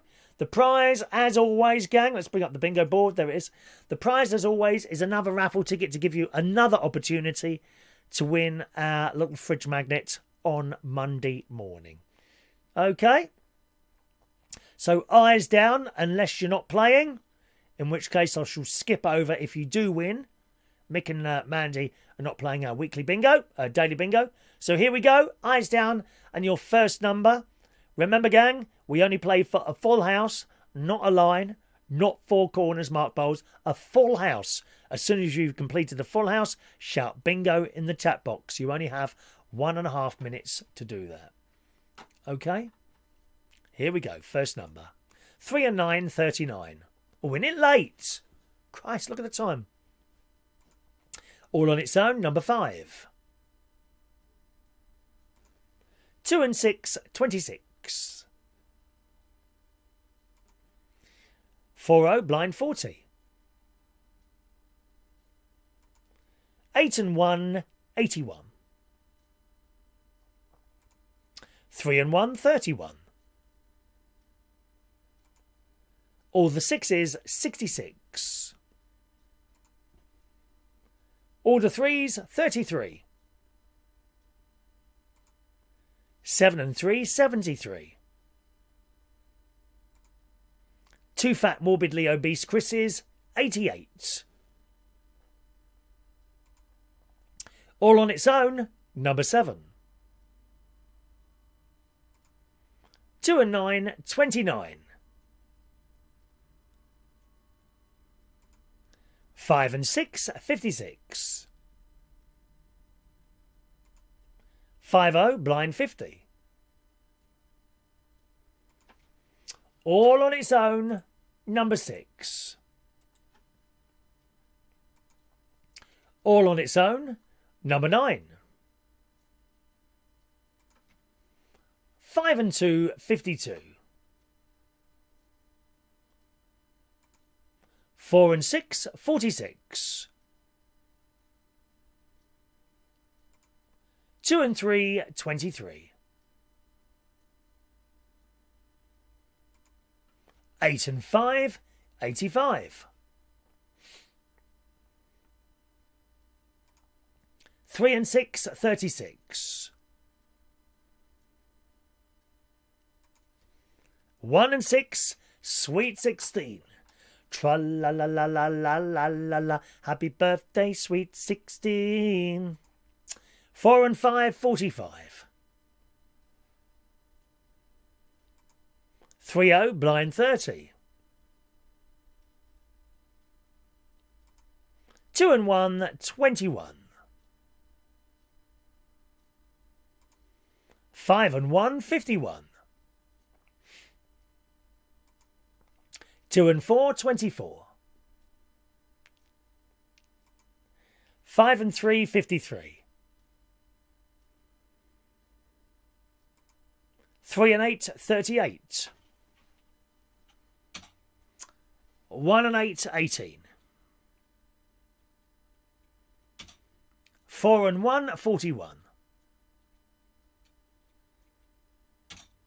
8 and 7, 87.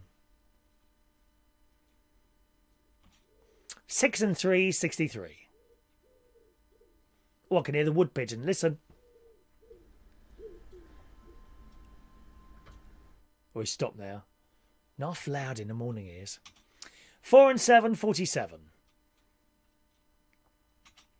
1 and 5, 15. Who's going to win? 6 and 4, 64.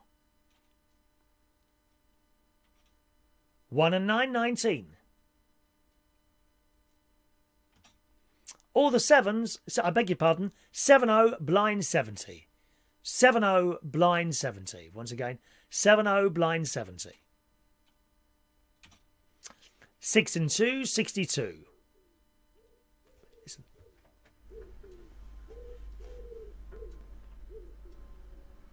Do you think he can hear me playing the bingo, that pigeon?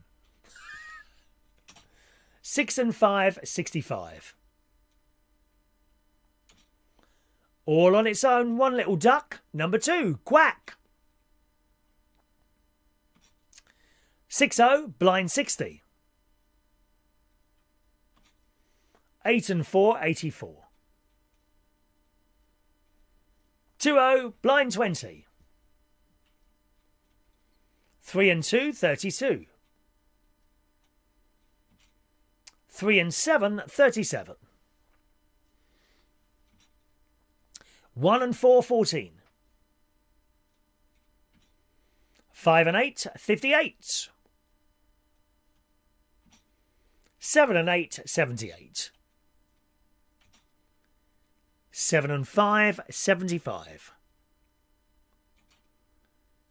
8 and 9, 89.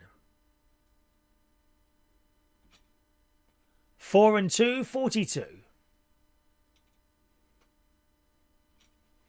1 and 7, 17.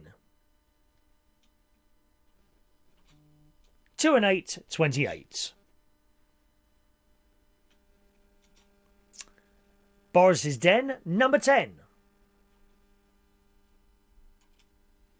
2 and 7, 27.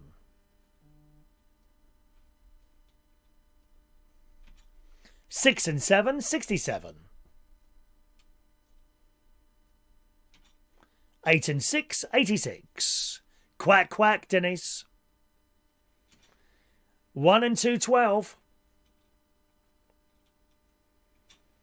All the 4s, 44. All on its own, number 4. 2 and 5, 25. Top of the shop, blind 90. 6 and 8, 68. 6 and 1, 61. All the ones, legs 11.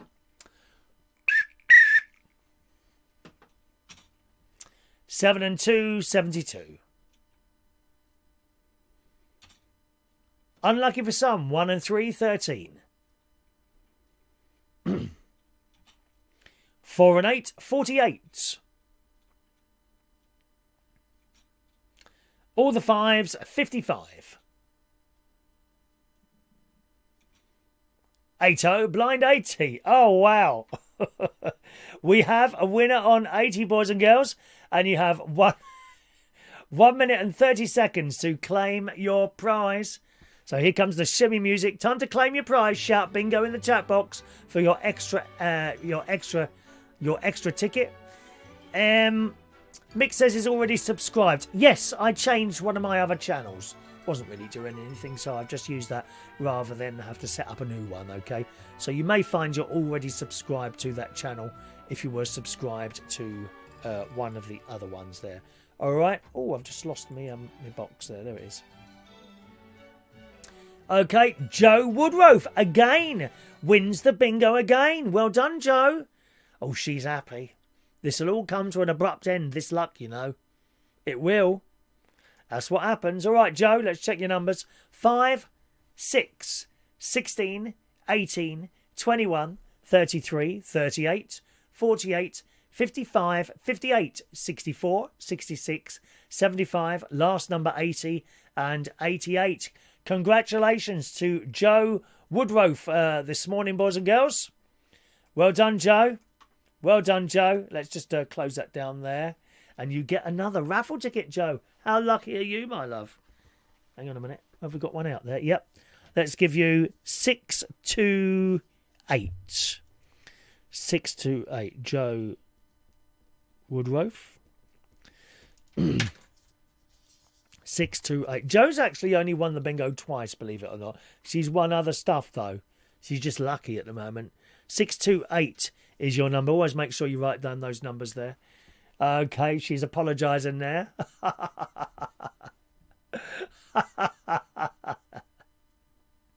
Try that. Did I reply to you, Mick? Yeah. It was one of the other channels, so you may find you're already subscribed to that. Shania's subscribed as well. Yeah, that'll be why. Okay. Just a reminder, gang, at some point over the coming weeks, we'll be changing our Sunday bingo. Don't worry about the weekday one. Nothing to do there. I've got to take Mick and Mandy off, haven't I? Let me just write that down so I do that straight afterwards.